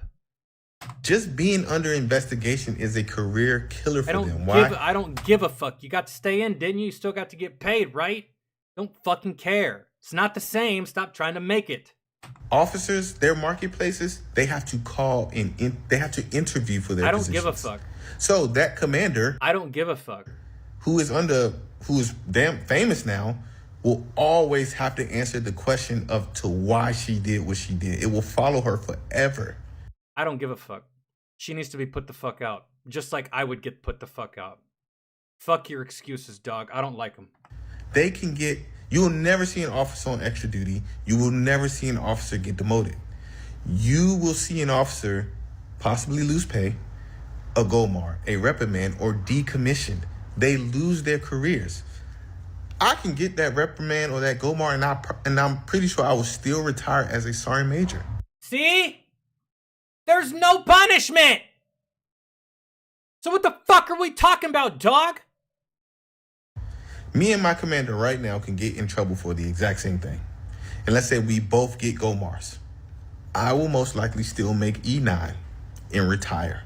She will never make major. It is not the same for punishments. It doesn't. That's not what we're talking. You don't get it. That's not what we're talking about. See, spoken like a true fucking leader right here. You don't understand. You don't get it. You don't get it. Spoken like a true leader that's so disillusioned with being at his rank that he forgets. Bro, I'm gonna bring you back down to goddamn earth. That's not how we're fucking talking about, man. That's not what we're talking about. You don't get it. You never will. I don't expect you to because you're in this fucking position. You don't. You're just like these other fucking officers, man. You don't get it. You don't understand. So when you guys think that they're not being held accountable or they are getting slaps on the wrist, remember that a lot of people who come up here and post videos are speaking from an uneducated point of view when it comes to how officers' legal actions are handled. And they are speaking from an enlisted point of view, not an O-side point of view. Fuck the O-side point of view. Fuck your point of view. It should be the same across the motherfucking board. What is this shit that you motherfuckers like to advocate? Huh? That y'all like to say what do y'all like to say all the fucking time? Sergeant Major, sir, what do y'all like to say all the motherfucking time? Y'all like to say uniformity. We're all the same. Same bat time, same bat uniform, same bat place, right? Same uniform. No one's different. Everyone, uniformity. Funny how uniformity works for everyone except for when it comes to punishment. Why? It's not the same. That's what we're fucking talking about. It needs to be the goddamn same. If I do this, I don't keep my rank. I don't keep my career. I'll never see E7. No, I'm out. So shut the fuck up with your dumbass justifications. I don't want to fucking hear it. You're stupid. Fuck the O side. The only part that fucking matters is the E side, because guess who does all the fucking work? And all the heavy goddamn lifting. Yet we get the most fucking punishment, the most unfair goddamn punishment, and we get punishment while y'all don't. We get kicked out while y'all stay in. I don't give a fuck that you don't see the next goddamn rank. You still get paid, right? Fuck you. Suck my ass. And when I say you will never see an officer get demoted, I don't want to hear anything else from you. You're fucking irritating. I don't give a fuck to hear shit else from you. And continue service and get the opportunity to earn that rank back. It will not happen. Shut up. What I find crazy about this is, yes, I understand this Sergeant Major's perspective of... His perspective is fucking stupid. I hate that I goddamn understand it because I had to put myself in the mindset of fucking retarded. This entire thing. But I'm also going to say that there are punishments that are served in various ways. There are administrative punishments of papers and things like that. But there's social punishments that come with things as well. What people think about you, what people say about you. And unfortunately, even if that's factual, that seems to try to be covered up in hush-hush due to good order and discipline. You see why high-ranking people get under my... You see why I could go to combat with like 10 of me and be completely fucking fine. still complete the goddamn mission without ever injecting a high-ranking individual. Do you understand? Like, 90% of my missions were always done without the presence of a stupid-ass fucking high-ranking NCO and a stupid-ass officer. Imagine that. Discipline, trying to be the cover or top. Because this is how they think, bro, in the most moronic, dumbass, ass-backward fucking ways. Like, get your bitch ass off the battlefield, bro. You're not useful there either. Cover of everything that somehow still allows situations like this to kind of have their fingers in everything, essentially, is what we're seeing. And I find that if a commander was to uphold punishments for these soldiers and flag them and do all this, I would say that is not a good idea for these junior people if they're being told you can't speak about factual information. That is dangerous to me. That's what my commander tried to do to us whenever we got back from our deployment. We all made shirts of a specific saying that we used to use in Afghanistan that related to me being court-martialed while I was in Afghanistan. And my commander tried to silence everyone that was either talking about it, and we made shirts, and he gave a counseling statement, a negative counseling statement to everyone that was wearing those shirts because the shirt was representative of a secret investigation that happened that wasn't allowed to be talked about, when in all reality, he was just butthurt that he was getting made fun of by the E4 Mafia. Yeah, on my behalf. He didn't fucking like it at all whatsoever. Suck my dick, Captain Wilson. It's a dangerous thing of discourse to not be able to talk about examples. Say somebody else use these sergeant majors as examples of how to ruin your career and talk about fraternization and talk about things like that. We can't do that. We can't learn from mistakes. We can't learn from what people are doing. Bitch is a home wrecker and got caught fraternizing. Broke 2 rules within the UCMJ and wants to get mad at us. Fucking imagine, man. Like what MGK said to Eminem during that rap battle. Why Sourpuss mad at us just because his album sucked? Right? Why you mad at us, bitch? You're the one making all these stupid-ass decisions. I'm not calling you Command Sergeant Major. I'm no longer in. I don't have to. It's just bitch from now on for you, given the way you're behaving. That's all you deserve, really. I find that to be a little insanity to me. And if people are just speaking about facts, I'm like, that should be what it is. But if somebody's obviously going to say that you should be hazed, harassed, whatever else, that's where you're in the wrong. But you should be hazed and harassed, because nothing fixes a fucking problem in the military faster than harassing the motherfucker that's fucking up and making everyone look bad. I mean, hello? What are we even fucking talking about? What, just because you're high rank, you can't get the business? Huh? Especially on social media? Yeah, get fucked. No. Anybody fucking get it. That's this bitch. Let's see what the comments have to say. She made history and destroyed it at the same time. I feel like we gave someone that didn't deserve that fucking job the job. See what happens when we DEI this shit, guys? Never good, is it? Maybe she deserved it, maybe she didn't, but judging by what I just fucking saw, she didn't deserve that job to goddamn begin with. At all, whatsoever.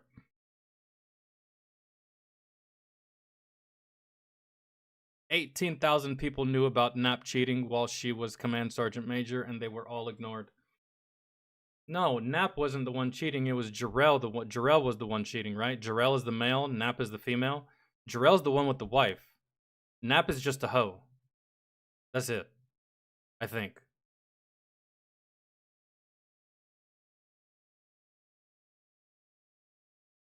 I'm retired in 2008, and I believe no matter the rank, race, or sex, everyone needs to be held accountable for their actions. Yep, but they're not, and that's what we're trying to fucking say, yet you got douchebag-ass fucking NCOs and commanders like the one we just fucking saw that try to make excuse. See, I'm telling you, bro, they'll never admit it. They won't, because if they do, that gravy train ends for them. That's just it, and they have to protect that at all costs. If these officers had to live in the same world of punishment as anyone below the rank of E5, these officers would voluntarily leave the service. I guarantee they would, if they were forced to deal with the same levels of punishment that we do. they would voluntarily leave the service. They would. Because in their heads, like, what's the point in being an officer if I can't, break the rules? And if I break the rules, not get in trouble for it? What's the point of being this rank if I can't take advantage of it? All right. Cool. Crazy how people don't realize adultery is still on UCMJ books. Crazy how none of you in the comment section or even Nick here mentioned fraternization. That's, but all right. She flat-backed her way through the ranks. Yeah. She did. Which is crazy. I didn't even think I would see that anymore. Not at that rank. That's wild. How does that happen? How does someone sleep their way to the top like that? Because if she slept with this guy, I can't imagine who else she slept with just to get to that rank. And yes, we can say that because that's what it looks like. And if that's not what it looks like, tell her to show me her knees. Show me your knees, Sergeant Major. Because if they're redder than a goddamn tomato, you cheated your way to the top. And not just in the way Jarrell cheated. You blew your way to the fucking top, man. Like, how does that even happen at someone of your rank? How does that even happen anymore in modern times? I could understand if, like, some E5, like, I don't know, sucked a little bit of dick to see E6. Maybe took it in the butt to see E7. I don't know. But Command Sergeant Major? That just goes to show how many pathetic, soft, male NCOs she's surrounded by. Really, at the end of the day, that's the only thing that says to me. She's surrounded by a whole bunch of fucking weak-ass males that are not going to tell her no. They're going to be like, oh, hello, babe. That last video that we did, man, pretty privilege. Which then again, I don't even know if this girl's pretty. I didn't look at her all that much. Let me go back. I should just type in her name, Command Sergeant Major Knapp.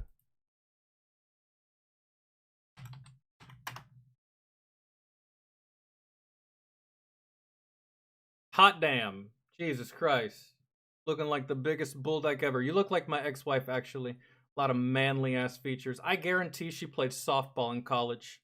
She had to have. She just has that build. I'd give you a 3. You really do remind me of my ex-wife. The way that she looks. Kind of like semi-broad shoulders. Almost manly-ish type figure. Except my ex had a good personality. You, on the other hand... You're just a hoe, and you're a 3 at best. I mean, I don't know. That's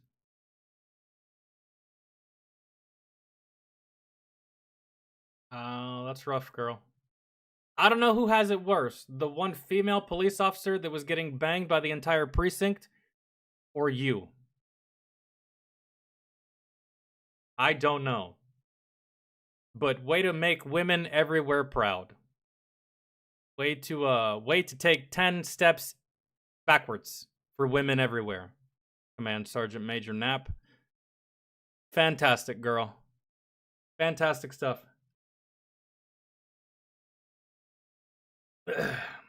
You're the real hero. That's good.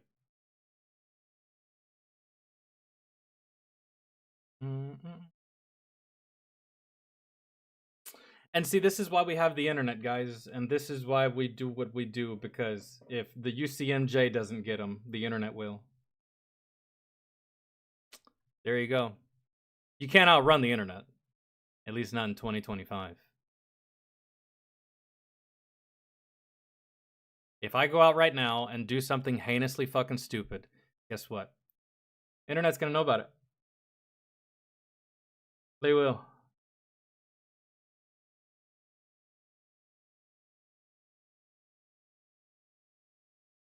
Which I'm actually surprised that none of my escapades ever made the light of day.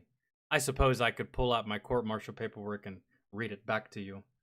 But not in a video anyway. My escapades have never been laid out like hers.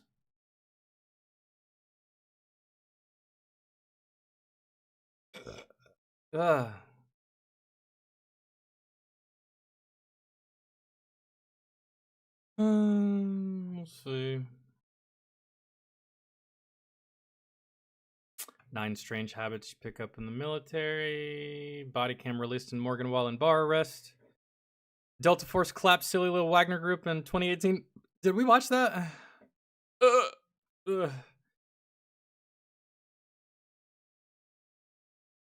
Oof. I gotta go to the store. Or tomorrow. Before tonight, actually. Fuck, it's dark already.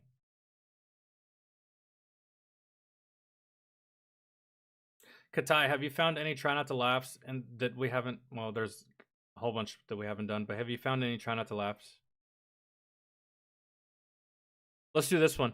Every major U.S. war crime in 20 minutes.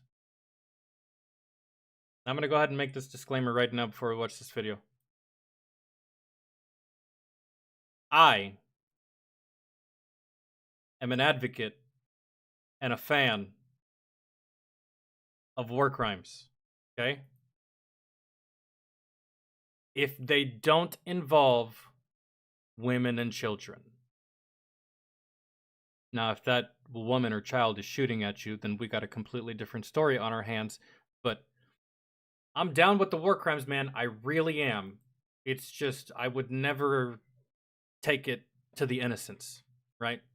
If you're the enemy, I'm committing war crimes all over you. I'm going to torture you as long as I can keep you alive. For however long I can keep you alive, and I will try to prolong it, given the situation. I may just have to move on to the next victim, but we'll torture you as long as you can stay alive. I like me some war crimes. I know that you would do the same thing to me. Interrogate me. Waterboard me. And when I proceed to not give you a goddamn thing, you can decapitate me. I already know the deal. So, I'm down with the war crimes. I just, not for the women and children. They didn't do anything wrong.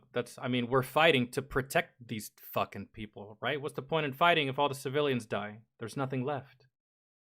So, let's see.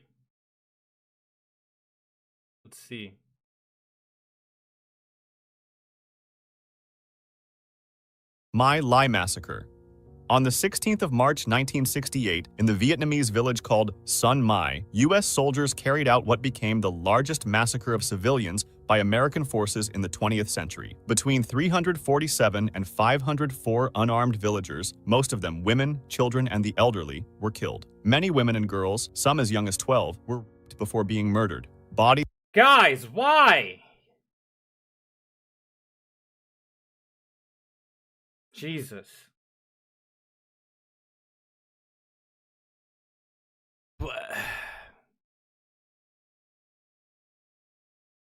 I'm trying to... Yeah, there's no excuse for this. Were mutilated, homes were burned, and livestock was slaughtered. Witnesses described women using their bodies to shield children, only for soldiers to fire into them. One ditch alone held more than 70 dead. Then... Why were we... Platoons went hut to hut, killing entire families, bayoneting the wounded, and throwing grenades. Soldiers later testified that their orders had been to destroy everything, leave nothing, and treat anyone still there as the enemy.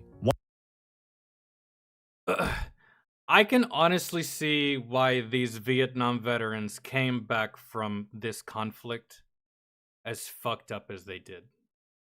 'Cause, like, good God. They didn't have to do any of that. And in fact, I hate that they had to. But they were ordered to. And you follow orders, right? But then the war ends and you go home and you have to sit there with your own thoughts and think to yourself, were those the right orders to follow? Should I have done that? Did that even need to happen? And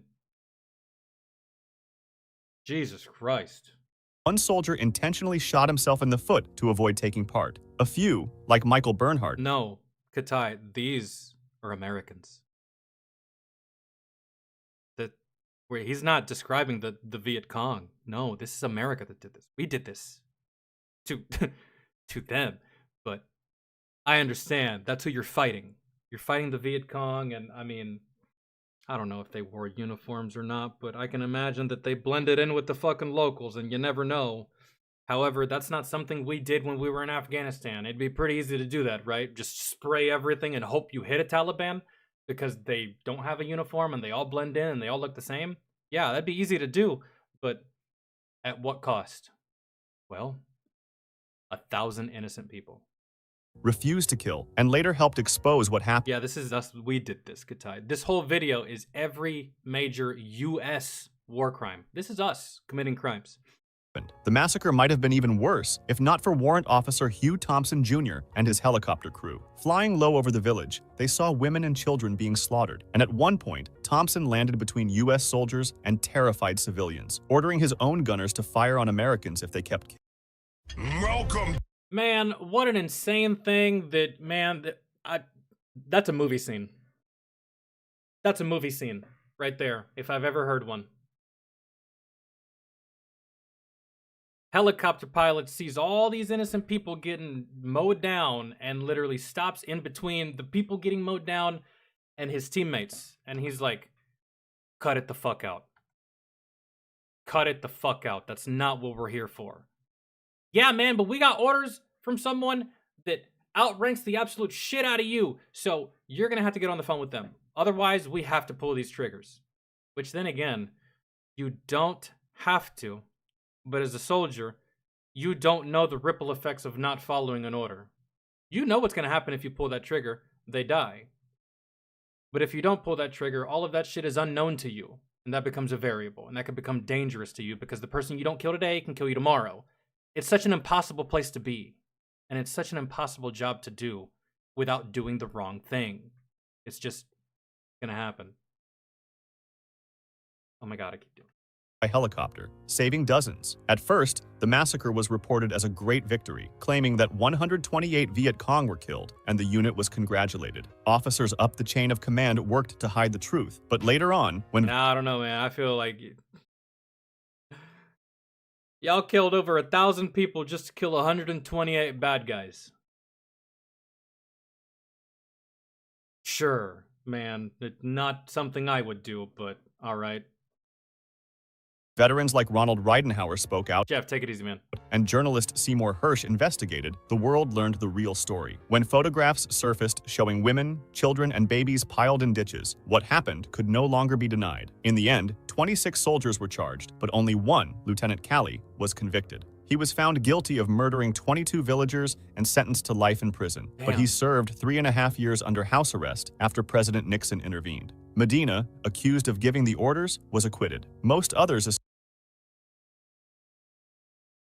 Even back then, guys, oh my God, the video we just watched basically encapsulated lower enlisted people getting a fuck ton of punishment and high-ranking people getting none. Look, even back in the 40s, or no, 60s, I think. Piled in ditches. What happened could no longer be denied. In the end, 26 soldiers were charged, but only one, Lieutenant Calley, was convicted. He was found... I get that he's an officer, but look at this. Low rank to high rank. Even in the officer world, it still works that way. In the enlisted world, it works that way. It's the lower ranking person will always get in more trouble than the higher ranking person. Life in prison, and then ended up doing 3 years. While the person that gave him the fucking orders to do it, acquitted. Right. Guilty of murdering 22 villagers and sentenced to life in prison. But he served 3.5 years under house arrest after President Nixon intervened. Medina, accused of giving the orders, was acquitted. Most others escaped punishment. Survivors, many of them children at the time, carried the trauma for decades. One recalled, "Everyone in my family was killed. They threw me into a ditch full of dead bodies. I was covered with blood and brains."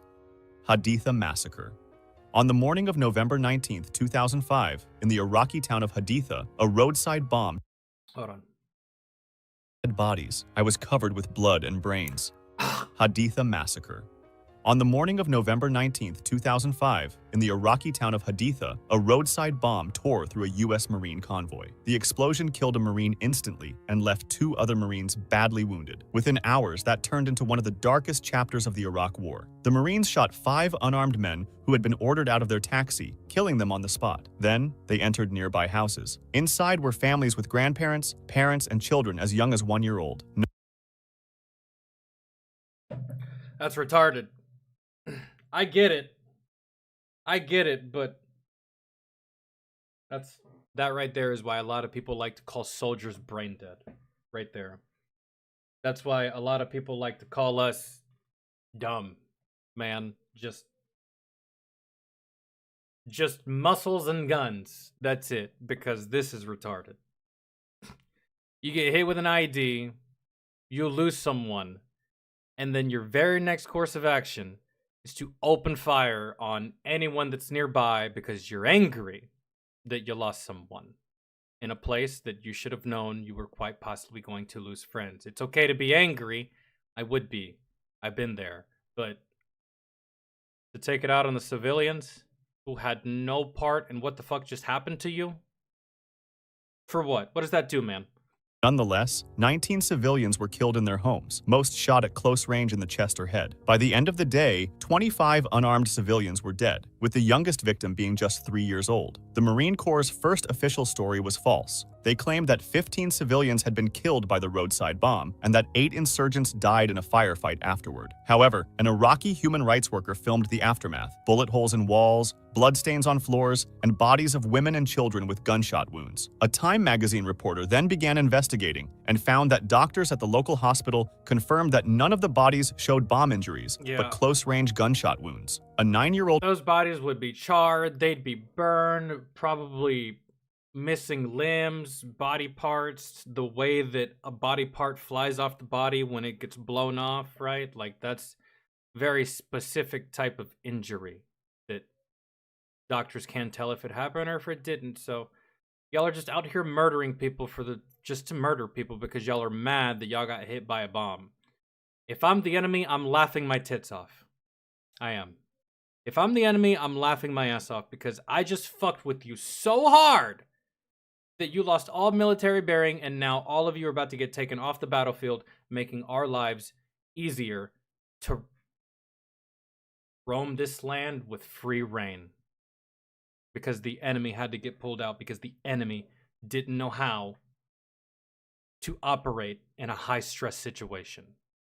They lost military bearing, so good job, guys. We got the Marines out of here. All we had to do was just do a roadside bomb. They went crazy and started shooting innocent people.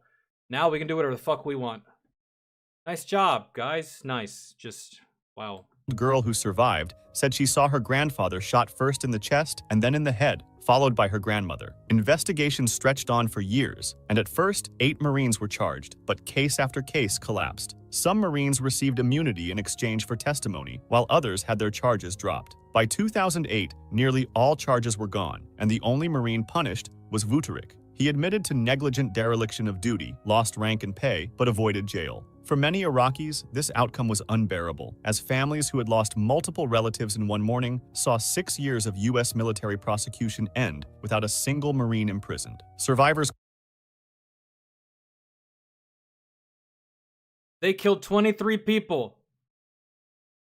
Not a single one of them saw jail time. I took a metal pipe. That's crazy, bro. Crazy. I did more jail time than anyone that we just talked about just now. And I didn't do over half of what they did. Oh man, that feels bad. Called it an assault on humanity. Lawyers for the victims urged international courts to take up the case. Meanwhile, the U.S. military paid $38,000 in compensation to some families. Some are That's wild, dude. I took a metal pipe and busted out headlights, taillights. I even swung at a man one time. He ducked. I missed. He lived. No injury, no nothing. I did jail time for all of that. These guys executed a 3-year-old. No jail time. I don't know how the military works, man. I don't know how that shit works anymore. I don't get UCMJ sometimes. I don't understand. Those were the words of General Kill everyone over the age of 10. Jacob H. Smith during the Philippine-American War in what became known as the pacification of Samar. Yeah, in his eyes, if you're old enough and strong enough to actually aim that weapon and pull the trigger on it, you're getting dead. Order did not apply only to armed enemy fighters, but to everyone, as he wanted to turn the island into, in his own words, a howling wilderness. When did this happen? Hold on. In compensation to some families. Samar campaign. Kill everyone over the age of 10. Those were the words of General Jacob H. Smith during the Philippine-American War in what became known as the pacification of Samar. His order did not apply only to armed enemy fighters, but to everyone, as he wanted to turn the island into, in his own words. So far, guys, these are all fucking war crimes. To the highest magnitude, these are all war crimes. Like I said, I fuck with a war crime if it's enemy on enemy. Like if it's me and you, man, I get the best of you, and then, man, I torture you for 5 days. After those 5 days, I get the information I need. Maybe I wasn't even looking for information. Maybe I just wanted to torture you. Torture you for those 5 days, and then kill you because I'm definitely not going to take you with me. Then I got to feed you. And then that's it, right? Some would say that's a war crime. Man, fuck that. That's completely fine, in my opinion. It's this shit that's the fucking war crime. But a lot of civilians, they hear war crimes and they automatically think of, I don't know what the fuck they think of, really. I have no idea, but... A howling wilderness. The situation leading up to this was already tense, as just months earlier, Filipino fighters together with local townspeople had carried out the Balangiga massacre, where in a surprise attack, they killed 54 and wounded 18 U.S. soldiers. That's when the U.S. government sent General Smith to Samar, who made it clear that he wanted no prisoners and asked for everyone capable of bearing arms to be killed. When Marines asked him what exactly capable of bearing arms meant, Smith explained that it if they can raise the weapon and shoot it, they're capable. Meant boys as young as 10 years old. Waller himself, the major leading these Marines, partly resisted these instructions, telling some of his officers not to I would say, to this order, bro, I'd say, roger that, sir, but in the back of my head, I'm ignoring every single child I see until I actually see one raise his weapon and shoot at me. To take the fight to something that you don't even know if it's actually going to fight back, that's stupid. That's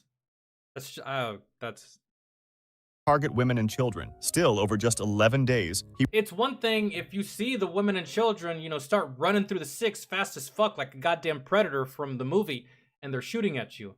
All right, fellas, it's unfortunate. You're not going to like it, but we got to target these 10-year-olds and these women. They're out of hand. That probably wasn't the case, though, was it?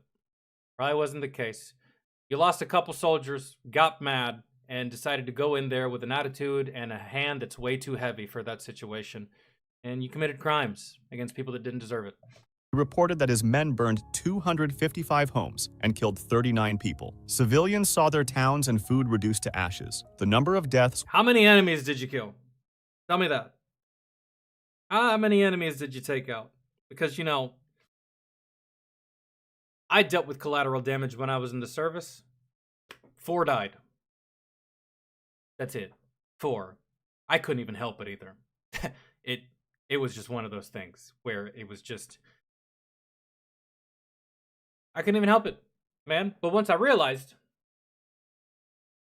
That was a whole nother thing entirely. How do y'all do this on purpose? That's... Because as many gripes as I had about that fucking country, it never occurred to me to shoot a child. Did I have to shoot in their direction sometimes? Yeah, because they picked up guns, man. You really think I'm just going to be like, oh, well, he's 12. I'm just going to sit here, take one to the face. No, man. But for the most part, 95% of the time, never occurred to me to shoot in the direction of a female or a child for any reason, even if I was angry. Even if I was the most angry I had ever been, right? Never occurred to me. at all whatsoever because they didn't do anything to me. That's it. And what would that do? That would just piss off the enemy even more. Or not even piss off the enemy. The enemy hates those fucking people. This would piss off someone else in the community and cause them to take up arms against us. So I essentially just created a brand new enemy when I didn't have to. It's like, will never be fully known, but broader estimates suggest around 2,000 to 2,500 civilians were killed. The campaign became infamous in the United States once reports reached home, and Smith was put on trial in May 1902, but not for murder or war crimes. Instead, he was found guilty only of conduct to the prejudice of good order and military discipline, a minor charge. His punishment was just a formal reprimand to calm public anger. even in the 1920s. See? You guys see? I'm not making this shit up, and I'm not just a disgruntled E4. Bro, high-ranking motherfuckers don't get in trouble for anything ever. I'm not a disgruntled ex-employee. I'm not jaded. I'm not nothing. It's fact, bro. It's fact. And it's been happening since the 1920s. It's actually been happening since as long as rank structure has been a thing. Anywhere.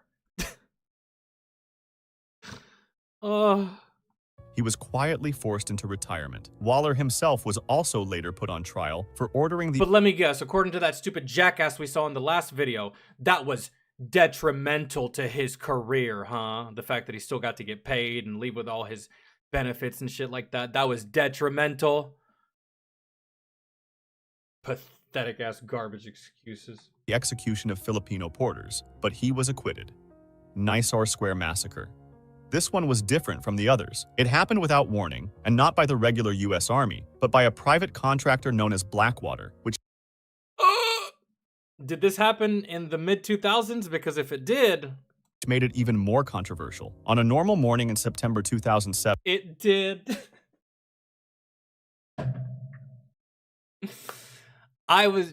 Dude, I know a couple of these guys. I've met a couple guys that worked for Blackwater. And when I was deployed, I deployed 2 years after this, and there were still some Blackwater guys in country. And if they weren't there specifically with that group, they were part of that group. They were part of that outfit. And yeah, because a Blackwater convoy drove into Nisar Square in Baghdad to clear a route for U.S. officials. Moments later, though, out of nowhere, they opened fire on Iraqi civilians. 17 people were killed, and 20— The only doctor prescribed. yeah, Blackwater was still a thing when I was in the service, and I remember I was wanting to work for them for a time. I was like, dude, fuck wearing this uniform and getting paid the bullshit amount that I get paid to do this job when I can just go do what those guys are doing over at Blackwater, which is the same thing I'm doing here with this ugly ass uniform that doesn't blend in with anything, and I can just get paid 2x, 3x, 4 times more than what I'm getting paid right now. I'm in the same amount of danger. I'm in the same fucking country. I'm in the same area. I might as well just work for the Blackwater guys.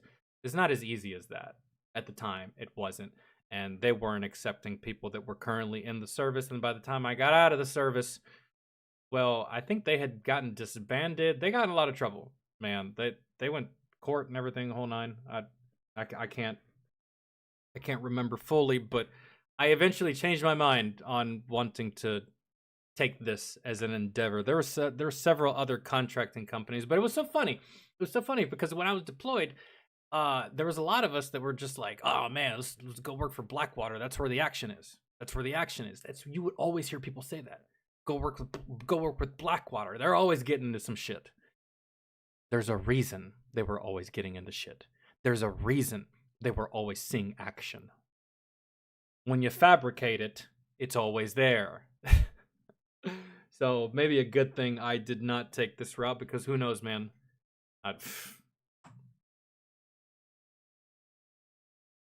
No, Blackwater is a private military contracting company. It's a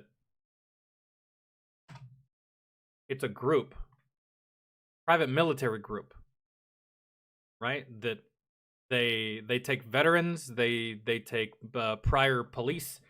I don't know if they take existing police or existing veterans. It would just be hard. Even if they did, it would be hard for that veteran to honor his military contract and your group at the same time. And on top of that, I don't think the military would like it.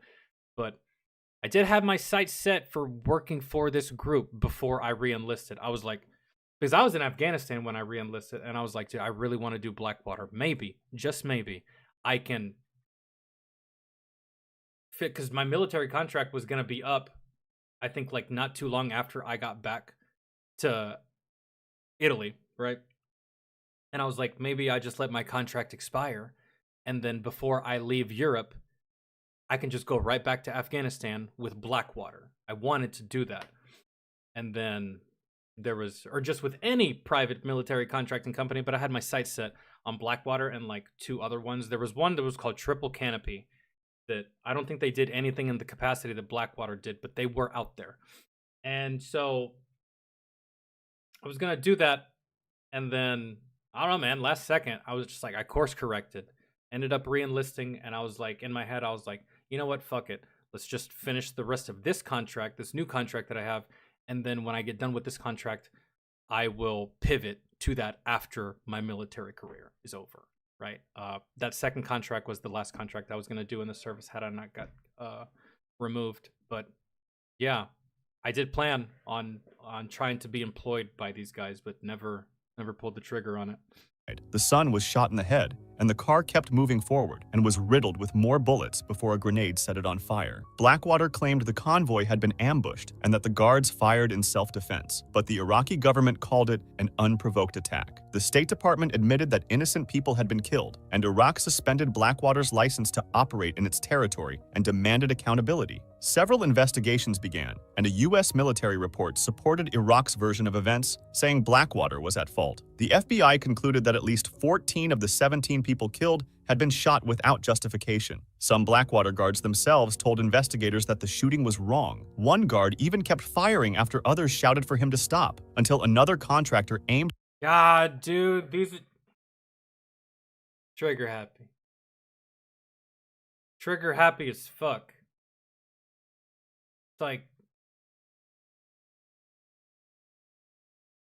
guys, I don't know if you know this or not, but you know you got to do paperwork for every time you pull that trigger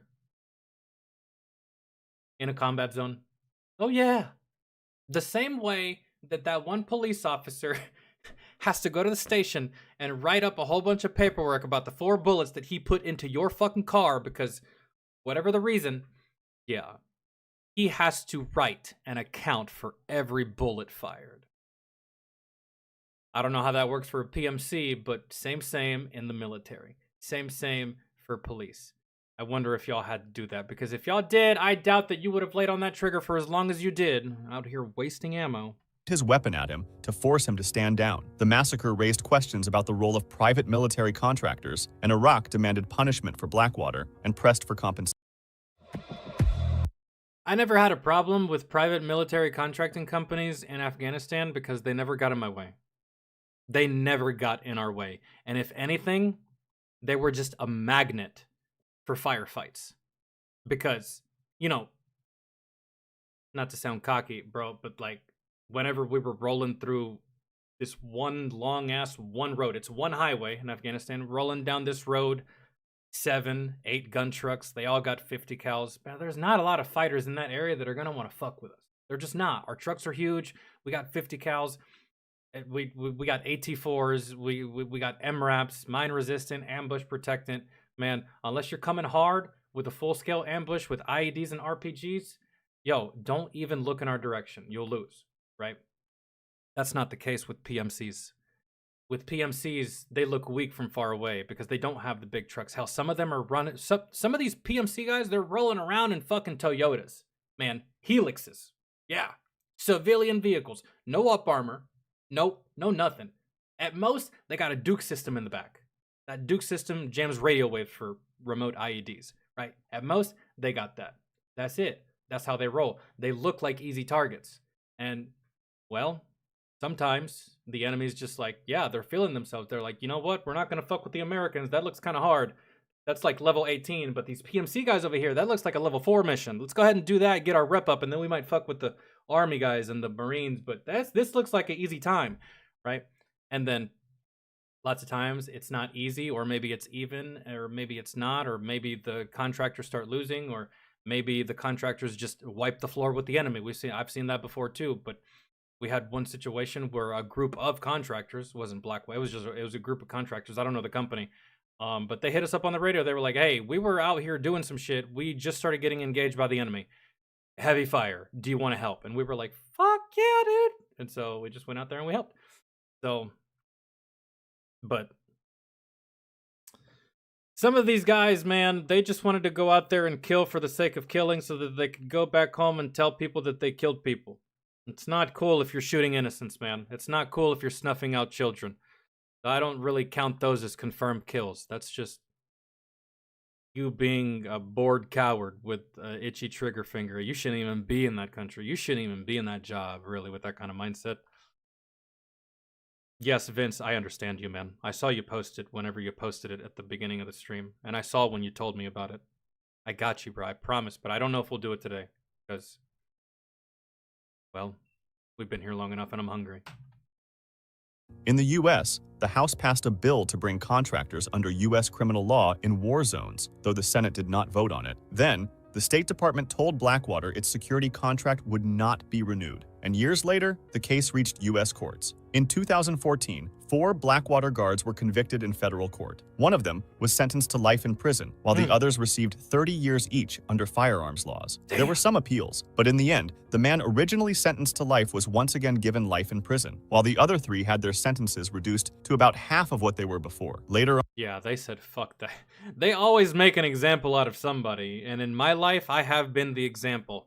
Believe you me, it is not fun to get a punishment, and then you look around at all of your other friends and people, and they got significantly less time than you did. That is not a fun feeling. It's not. It sucks. However, there was a final twist. In December 2020, President Donald Trump pardoned all 4 men. The decision triggered outrage in Iraq and harsh criticism from... Yeah, but here's the thing, Iraq. What are you going to do about it? There's not much you can do. So, I guess you can be mad. Is it right that they got out? No, probably not. But at the end of the day, you're just mad.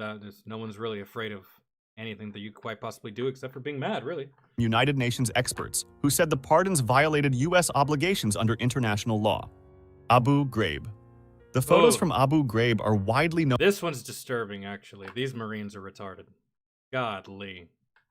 Around the world for how disturbing they look, but the background is even darker. To the public, Abu Ghraib was a normal detention and interrogation facility, but it wasn't at all. Could you use up to...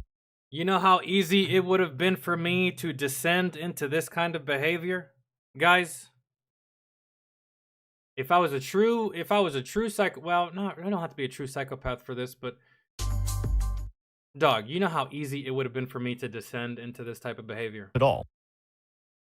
I've worked inside of a detention facility before, man, and you have no idea how many times it occurred to me, how many times it crossed my mind to just be like, you know, it's just me right now with 2 other inmates that are locked up. What if I killed them? What if I just ended their fucking existence right now and prevented them from getting out of this prison, going back out on the streets, making more IEDs, and quite possibly killing me or my friends in the future? But you can't do that. Unfortunately, it crossed my mind several times to kill these motherfuckers. Man, end them immediately. And when they ask me, I should be like, oh man, he took my gun and accidentally shot himself. I don't know what to tell you. Homie fucking sucks. That's why he's on that team. So, but this shit right here was on a completely different level. I didn't have time for all this shit. I wanted to snuff these motherfuckers now. I wanted to snuff these fuckers out. I did not really give a damn about a humiliation ritual. Inside, there was sexual humiliation to lengths we can't go to for obvious reasons. There's no way. Torture, physical abuse, and rape. Now, the torture and the physical abuse, fine. The rape? They're all guys. Who are you raping?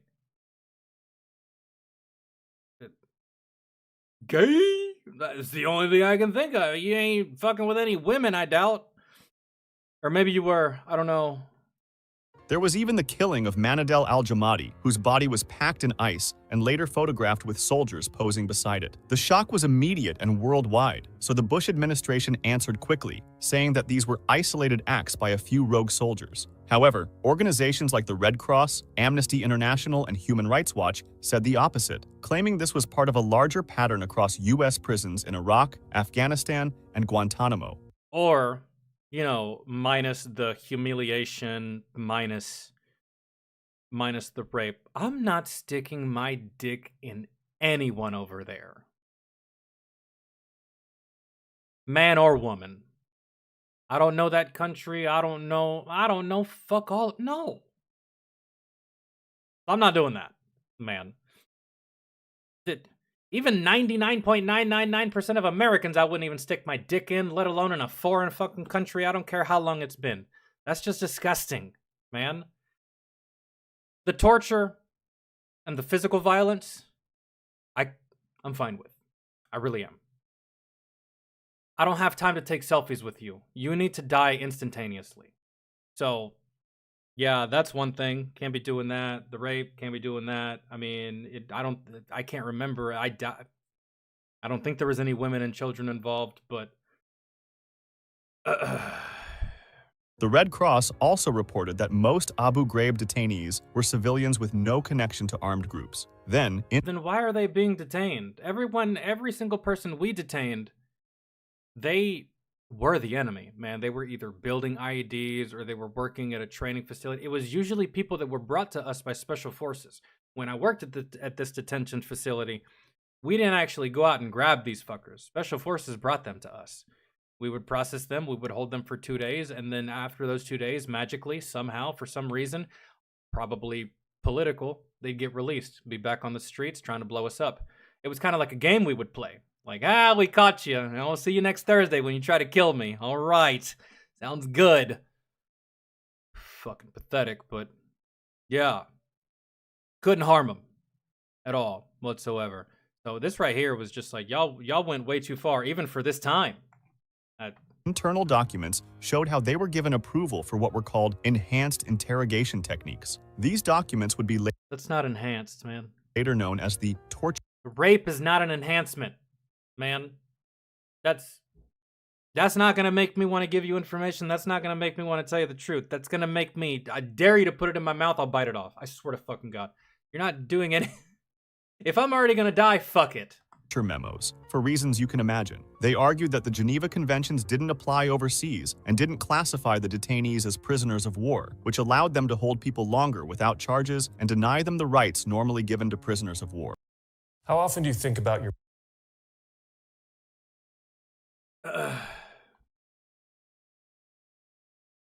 Other orders showed Lieutenant General Ricardo Sanchez authorizing the use of dogs, extreme heat and cold, reversed sleep cycles, and sensory deprivation. Inside the cells, I mean, minus the dogs. That sounds like everything I went through in basic training, right? Or no? Hold on. Prisoners of war. Other orders showed Lieutenant General Ricardo Sanchez authorizing the use of dogs, extreme heat and cold, reversed sleep cycles, and sensory deprivation. Yeah, that seems like everything we experienced in basic training, except just dialed up to 11. Man, really. And dude, I can understand if these are fighters, man. I really can. I'm even willing to try to understand the rape if these are fighters. But these aren't even fighters. They're not even the enemy. They're civilians. Why? I don't get it. I do get it. I get it, but it's never occurred to me to do it. You get bored. You want to see action. You join the military for one purpose, and you're not getting to live out the one purpose that you joined for, which is snuffing out another human fucking life because of all the movies and the video games you've played. But there's a way to do that. Some of these motherfuckers try to force it. They try to force a situation into happening and it just fucks them.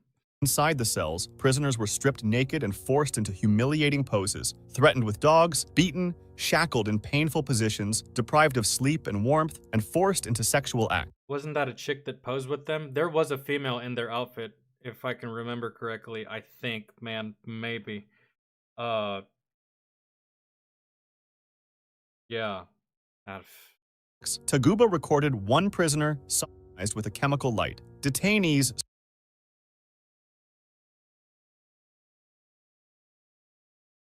But why? They stuck a chem light up his ass. I didn't know that. That's the first time that I'm hearing about that particular detail when it comes to all of this, but why? That spoke of acid poured on their skin, being dragged by ropes tied to their genitals, and being mocked. Manadel al-Jamadi, whose death was ruled a homicide, never led to any criminal charges. At the same time, 36 detainees died in insurgent mortar attacks on the prison, which critics said violated the Geneva Rule. Wait.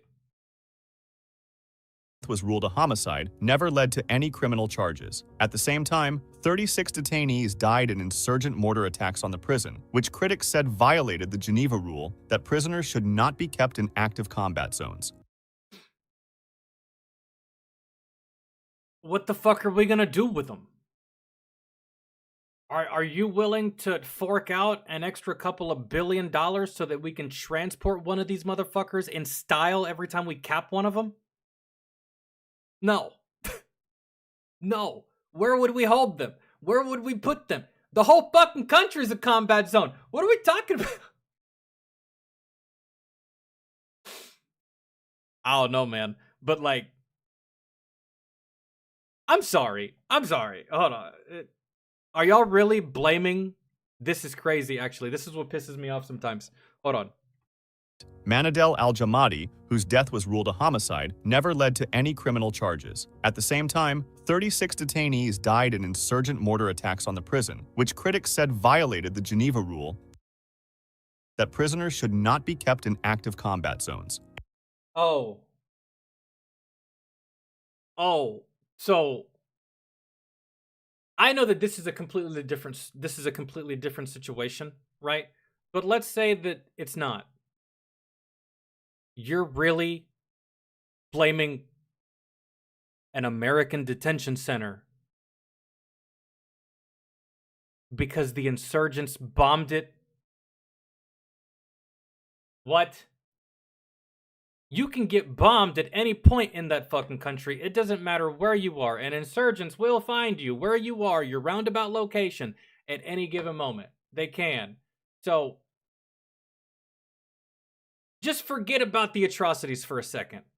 American prison detention center gets bombed, and you blame the Americans. How does that work? I understand the whole thing here, but how does that work? We get bombed and it's still our fault? That doesn't make any fucking sense, man. It just sounds like more bullshit to continue to tie hands behind our backs, man, because at least that's how I felt when I was over there. I felt like I was fighting with both hands tied behind my back for a whole bunch of fucking pussies in this goddamn country that if they were to actually see combat, they'd cry. If they were actually see it on the TV, it'd make them sad. That's why we have to walk that goddamn country like a glorified fucking bouncer and hope that the enemy is scared of us. Because God for fucking bid if we... Sorry, I'm getting carried away. In 2006, the Supreme Court ruled that the Geneva Conventions did apply, and 17 soldiers and officers were removed, while 11 were court-martialed. The punishments varied. One guy got 10 years, some 3, and others shorter sentences, or even just reprimands or demotions. External contractors, such as the company CACI Premier Technology, also came under scrutiny. Pretty recently, in 2024, a jury found them liable for conspiring with military police to soften up prisoners? What?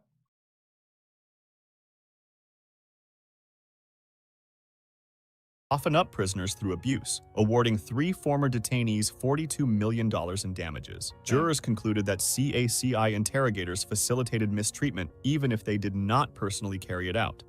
Operation Speedy Express. This was one of the most brutal and controversial U.S. campaigns of the Vietnam War. You can get an idea of what really happened when you hear that the Army reported about 11,000 enemy killed, but recovered only 750 weapons from the dead. Operation Speedy Express, carried out from December 1968 to May 1969 and run under Major General Julian Ewell, had the official goal of destroying Viet Cong bases, cutting supply lines, and re-establishing U.S. control over a region considered a stronghold of the Viet Cong, the Mekong Delta. On paper, the operation looked like an overwhelming success, considering that just 242 American soldiers died, while the enemy lost 11,000. With a ratio of 45-1, it looked like a decisive victory, but the numbers hid something darker. The fact that only about 750 weapons were recovered means that thousands of those killed were probably unarmed civilians. The Army's I mean, is it outside of the realm of possibility that some of them were just flat out retarded and they thought they could actually take on the Americans without a gun? We've seen people do that before in the past, throughout history. And like, fuck it, we got numbers. They can't shoot all of us. I get you. But yeah, I'm just saying. I mean, yeah, it's probably a lot of civilians, but there is like that one, like, maybe there was just quite a few in there that didn't have weapons, but they were still down for the cause. You know what I'm saying? own Inspector General later estimated that between 5,000 and 7,000 civilians were killed during the operation. Christ. The campaign relied on overwhelming firepower, like helicopter gunships, artillery barrages, and fighter bomber strikes. Man, imagine being these pilots. Imagine being these fighter pilots. Imagine being these helicopter pilots. And they find out that they just killed all that innocence. And that it wasn't even worth it. Wasn't even worth it. 7,000 civilians dead. 200 fighters. 200 fighters. That's if that. Because, 200 rifles. Forget what I just said. You know what I'm saying? Like, sometimes the juice is not worth the squeeze. In a heavily crowded region with civilians, this basically turned entire areas into free fire zones. David Hackworth, and who were y'all even, what was even the... a highly decorated battalion commander, admitted openly, a lot of innocent Vietnamese civilians got slaughtered because of the Yule Hunt drive to have the highest body count in the land. Survivors and witnesses described whole villages wiped out, with civilians getting shot from the air as they tried to run. A Viet Cong commander later explained, "Most of the people killed were civilians, because civilians would run. We soldiers held our positions." Reports of atrocities began to surface in 1969, but they were overshadowed. Yeah, but don't you think that because they're running, that they're not a threat to you? It's hard to distinguish. Sometimes it's hard to it's like, this is an impossible job. Shadowed by the My Lai massacre, which we've just talked about. In 1972, Newsweek published an investigation by Kevin Buckley and Alexander Shimkin called Pacification's Deadly Price. They had interviewed villagers and studied hospital records. In one provincial hospital, they found that 3/4 of the civilian wounds treated came from U.S. firepower, not Viet Cong attacks. Their conclusion was that thousands of civilians had been killed during Speedy Express. And one is like, so... One could say, if we're killing more civilians than we are the enemy, technically, I mean, we could actually save the country by getting the fuck out of their country. That's all that says. If you're killing more innocents than you are of the enemy, then you would actually save more lives by fucking off. Right? I don't know. No Gun Ri Massacre.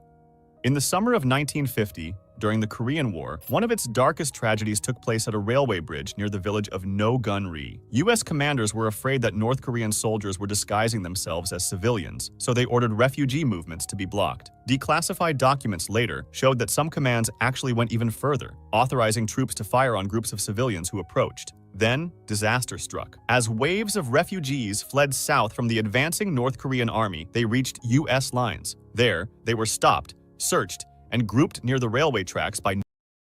God damn it. Yeah, dude, watching this video, it just like,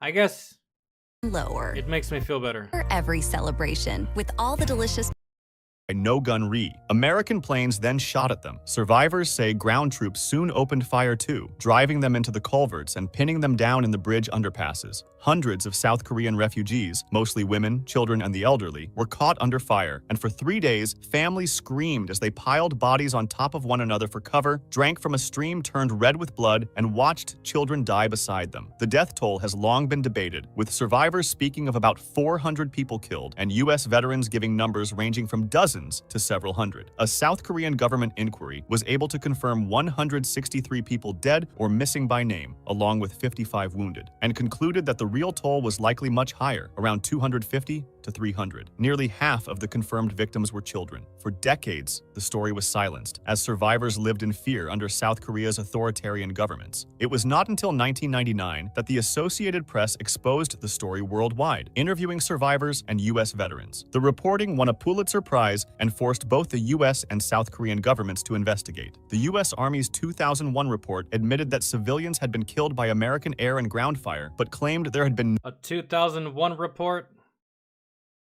Any report that came out in 2001 is probably bullshit, but hey, it's just my opinion. A lot of bullshit reports came out in 2001, remember? I remember.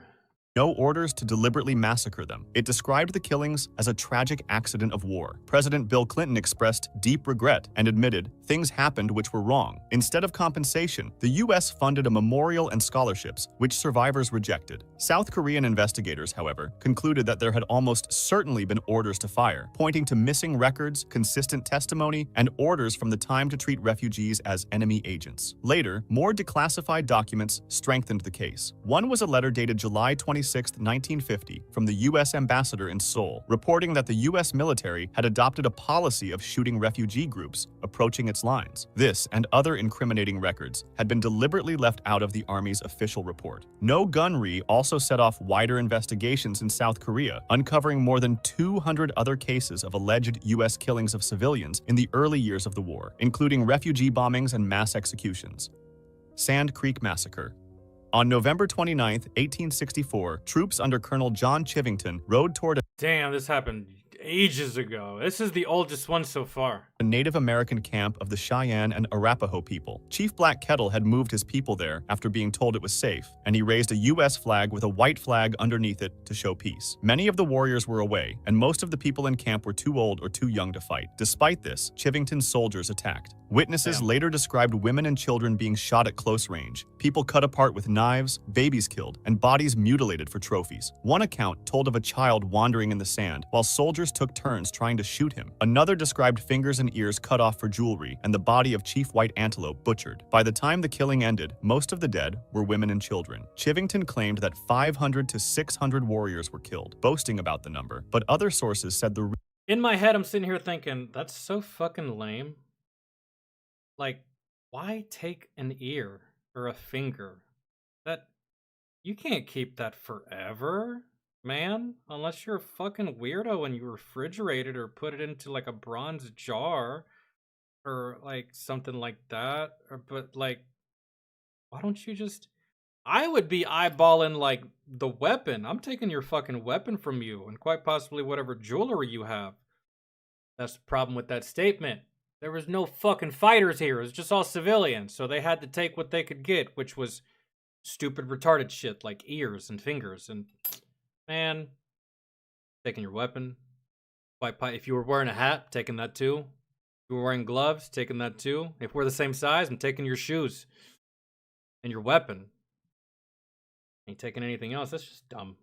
real number was closer to 150, with about 2/3 women and children. The soldiers suffered far fewer losses. Before leaving, they looted the lodges and returned to kill some of the wounded. The reason why this massacre happened in the first place is even sadder. In the 1851 Fort Laramie Treaty, the U.S. recognized a large Cheyenne and Arapaho homeland. But after the Colorado Gold Rush and new migration, they asked the natives for more land than was agreed, and a small group of chiefs signed the Fort Wise Treaty, ceding most of the land to appease the U.S. Many Cheyenne, though, rejected it as invalid, and tensions rose. The governor told friendly Indians to gather near forts in order to stay safe, and Colonel Chivington himself, while he declared openly that he had come to kill Indians, told those seeking peace to come under military protection at Fort Lyon. That's exactly what Black Kettle did, following his instructions, but his people were pushed out. He still believed the U.S. and white flags would protect them, but the massacre happened. In Colorado and Washington, the story was first reported as a victory, but the truth quickly surfaced. 3 investigations followed, including a congressional inquiry that...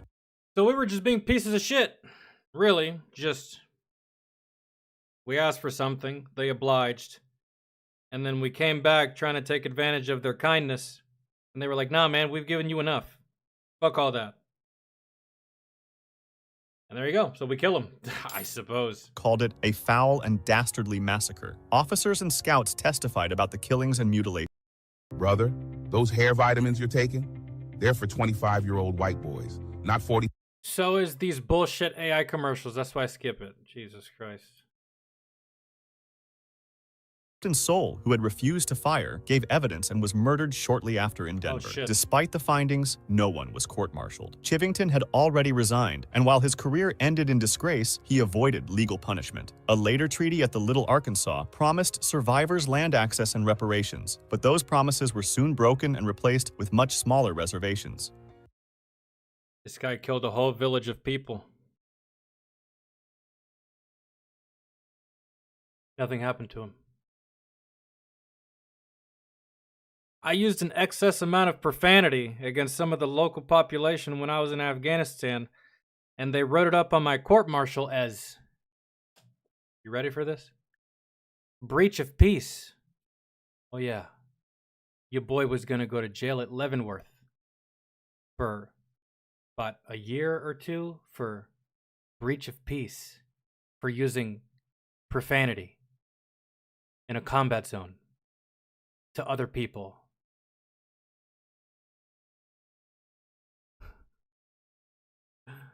Yeah.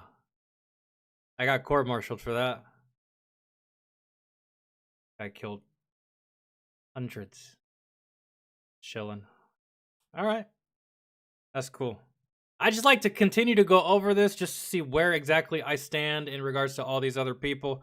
And the fact of the matter is that I stand way the fuck up here. But it still doesn't matter because the military views anyone that breaks the rules as way down here, regardless what it is, and especially if you're not a fucking officer who's done, I don't know, 10 years of ass kissing and dick sucking, well, there you go. Philippines concentration camps. During the Philippine-American War... Wait, what was this? Philippines concentration camps. During the Philippine-American War, concentration camps were used in Batangas, and one American officer described them as some suburb of hell. You'll soon understand why. Back then, General James Franklin Bell took command of U.S. forces in that area, and his goal was to starve the rebels and cut them off from any support. However, since there were many civilians there, they decided to put them into heavily guarded camps, as their homes, fields, and animals were destroyed. All civilians were required to carry identification papers, and anyone found outside the camps without them could be shot on the spot. Bell himself said neutrality should not be tolerated, which meant that everyone was either an enemy or a friend, and anyone accused of helping the rebels risked execution. Conditions inside the camps were catastrophic. People were packed together in crowded spaces with poor sanitation, which made diseases spread quickly. Cholera, smallpox, beriberi, and even bubonic plague killed thousands. Jesus. Food was also scarce, and some soldiers described groups of men being forced to dig their own graves before being executed, with the excuse that keeping them alive would take food away from U.S. troops. Torture was also performed, such as waterboarding. The death toll was incredible. I mean, what do we even need these people for? What's the goal of this concentration camp? Because if we can't even afford to feed them, why even fucking have them? Why even have them? It's like when I see people torturing their animals, yo, just give it away. Open the fucking door and be like, hey, you're free. Go. Whatever happens to you, happens to you. But nah, they just sit there and just keep abusing the fuck out of this animal when they get nothing out of it. Why even have the animal if you don't like it? Because you're a piece of shit. You just want to abuse it. But you're better off just letting these people go. Just open the gates, but go, man. Whatever happens, happens. But don't come back here, because if you come back here, you're going to get shot. Like, I don't understand. Between January and April 1902, 8,350 people died in the camps. In some camps, as many as 1 out of every 5 prisoners died. To calm public anger in the United States, the Army's top public relations officer tried to defend the camps. He claimed they were meant to protect friendly natives, feed them, and teach them better hygiene. However, this claim collapsed when reports from inside the camp relations officer tried to defend the camps. He claimed they were meant to protect friendly natives, feed them, and teach them better hygiene. That's... Then why do you have to trap them in with gates and high fences if it's just an educational experience?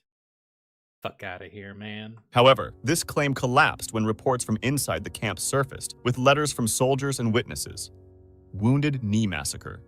Before sunrise at Wounded Knee Creek, cavalry surrounded the Native American band of Lakota and began collecting their guns. Tension grew. Man, honestly, I think that the one that was closest to the time we're living in right now was Abu Ghraib, right? As far as time, a lot of this shit, this is like 1800s, early 1900s, mid 1800s. We've seen some other ones from recent, but I think the most recent one we saw was Abu Ghraib, right? I think.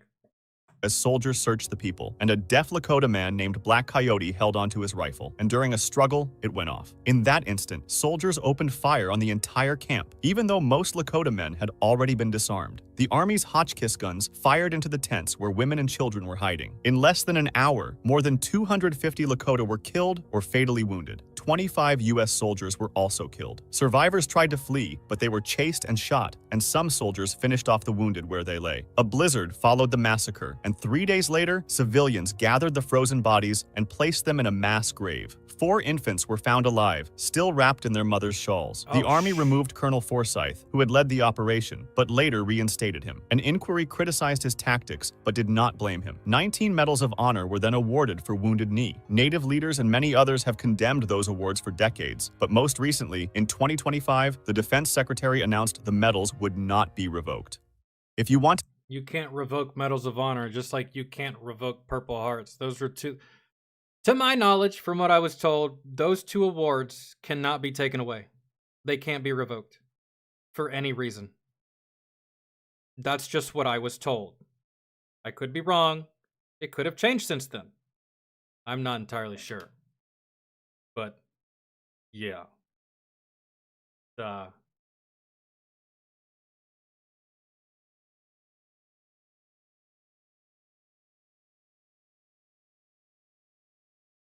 I don't know if y'all noticed, but a lot of these, minus a couple, happened because of leadership. So-and-so ordered. So-and-so told. So-and-so sent. Right? Only on a handful of these was it actually a soldier acting on his own, doing awful shit. Really. Most of these were a bad leader, a psycho leader, or a leader that had no business leading. They had no business giving orders, that should not have been in that situation because he or she is not ready for it. Guys, you can't lose your shit out there. I know, I did lose my shit. It wasn't good, man. And while I would make all those same choices again, and I would do it all over the same again if I had to, because I feel that everything I did made it to where I did survive and my friends did survive. It was just, you can't lose your shit out there, man. You can't just like, oh, my buddy died. You can't do that, bro. That's not being a soldier. That's being a menace, and you're not gonna last. You can't do that. And in a lot of these, in some of these instances, that's where we saw a soldier goes down. I know, you're sad. That's your buddy. That's your brother. I know, it sucks, right? Death always does. But that's still no reason to take your fucking machine gun and spray the entire goddamn village in frustration. Especially if you don't even know what's in those villages. Man, I've been there and it's not fun. Man, I've opened fire and places that I thought had no people had people. man, it's not a good feeling. And the fact that some of y'all do that shit on purpose, the fact that some of you actually, with a smile on your face, actually shot at a female unarmed or a child doing nothing. That, like, there's plenty of pleasures that you can take from combat if there's any to be had, but that is not one of them for me, bro. It is just not. I can't take pleasure in snuffing out innocents or people that cannot defend themselves. Man, I just can't. It's not even, that's not fun. That's not a victory. That's not glory. That's not soldierly. That's,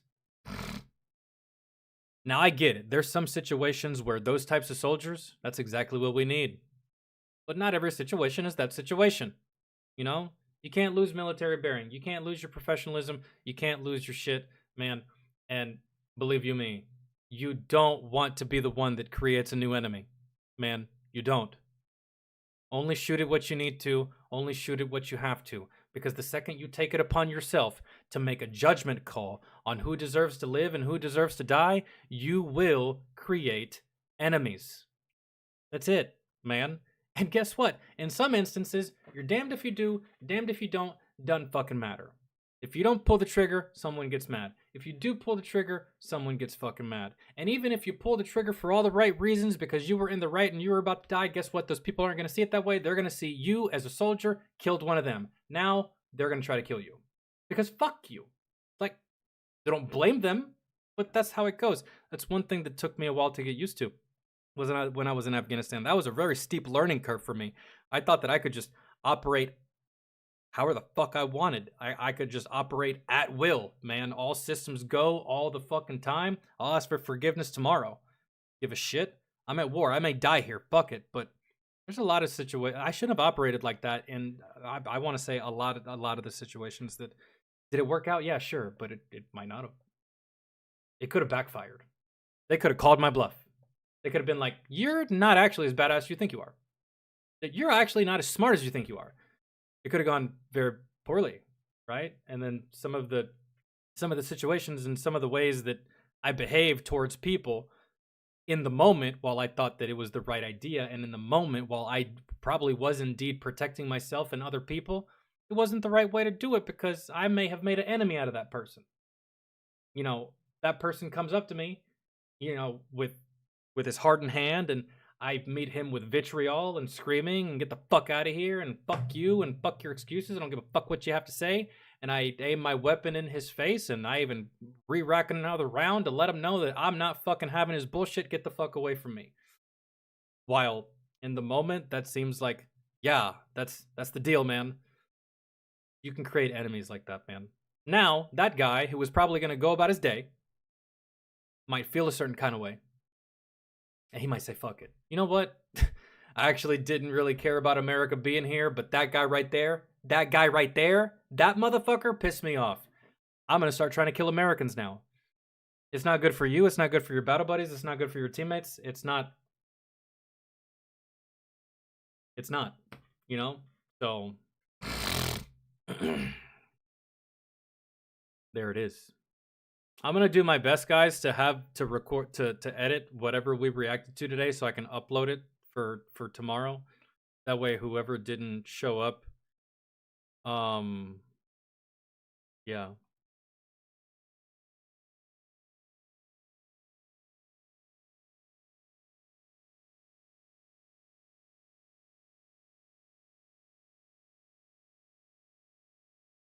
Yeah, I agree, Moose. Ads are a fucking war crime. Streamers hating on Black Ops 7 for 10 minutes. Feels good, doesn't it? Doesn't it feel vindicating, guys? If you're like me anyway. If you're like me and you haven't given a shit about Call of Duty since like Advanced Warfare because you played all the ones that came before it and you were just over it, right? It was just like, Call of Duty. Fuck it. Right? Isn't it so vindicating to know just how trash the state of Activision is? After all these years of people talking shit to me, you don't play Call of Duty? What a fucking nerd, you uncultured swine. Oh, I bet you're one of those little queer boys and you play Battlefield. Oh, it feels so vindicating, doesn't it? to know just how much of in the fucking toilet that game actually is. It feels so vindicating. I said it for years. Game's trash. They don't give a fuck about you. Game shit. Publisher shit. Studio shit. Developers are shit. It's just a fucking money printing machine. And guess what? We're all the pay pigs. Oh, it feels so vindicating. It does. It really does. And the people that didn't believe me or said that I was fucking stupid for it, eat fucking crow and suck my dick from the back. I was right. I've been right all these years. Fucking win. Man, it feels so goddamn good to be right. Doesn't it? Ugh. Sometimes it's even better than sex. God damn it, it feels so good to be right.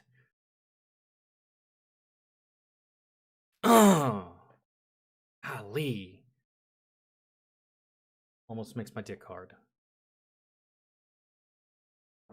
Oh, Lord. Oh.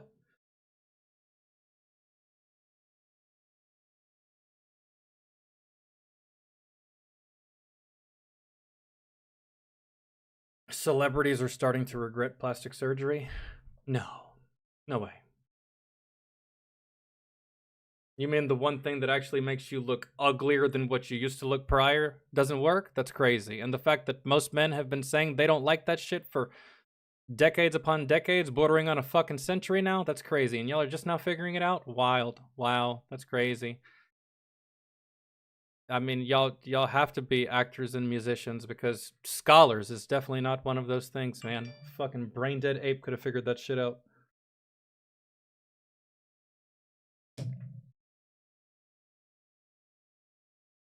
Oh no, I fucking reloaded.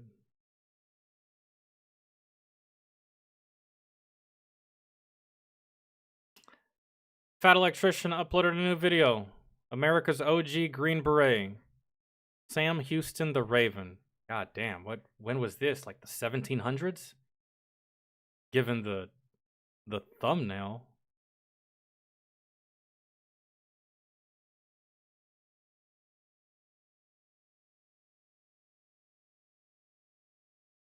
As soon as they took over Blizzard is when Warcraft went to shit. Oh, are you talking about Activision? When Activision takes over anything, it goes to shit, man.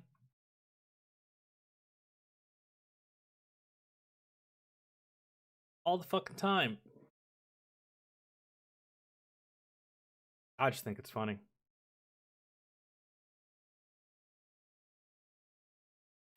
I just think it's funny how some of the best games that I've played in the past 5 years are not AAA games. What does that tell you, ladies and gentlemen? That tells you that motherfuckers like Activision, Ubisoft, Bethesda, all these fucking the most iconic names in gaming, that just goes to show you that doesn't fucking mean anything. It doesn't. And some people buy games from these studios just off of the name alone. Oh, it's a Bethesda game, I gotta buy it. Kind of like Apple, Nike, Adidas, right? Well, now that shit don't fucking matter anymore. And people are starting to realize that shit don't fucking matter anymore. It doesn't matter how big of a studio you are or how many iconic games you put out in the past. That shit doesn't win you as much goodwill today as it used to. With as many good games that exist now, why should I play Call of Duty? Why should I play Black Ops 7? Why should I play your bullshit when Arc Raiders exists, when Warframe exists, when Battlefield 6 exists? I mean, these motherfuckers can't even give me a good reason anymore. Man, and that's just pathetic and sad. And I'm actually glad they're in the shitter. I don't think anything makes me happier than Activision being publicly shamed and embarrassed and being in the fucking shitter as much as they are right now. It genuinely brings me joy. The only thing I think that could bring me more fucking joy is if they canceled The View. If that show got fucking terminated right now, I promise you guys, I would shit in the street and I would record it. For real. Just one solid, nicely rounded fucking turd right there in the middle of the goddamn street. Promise you.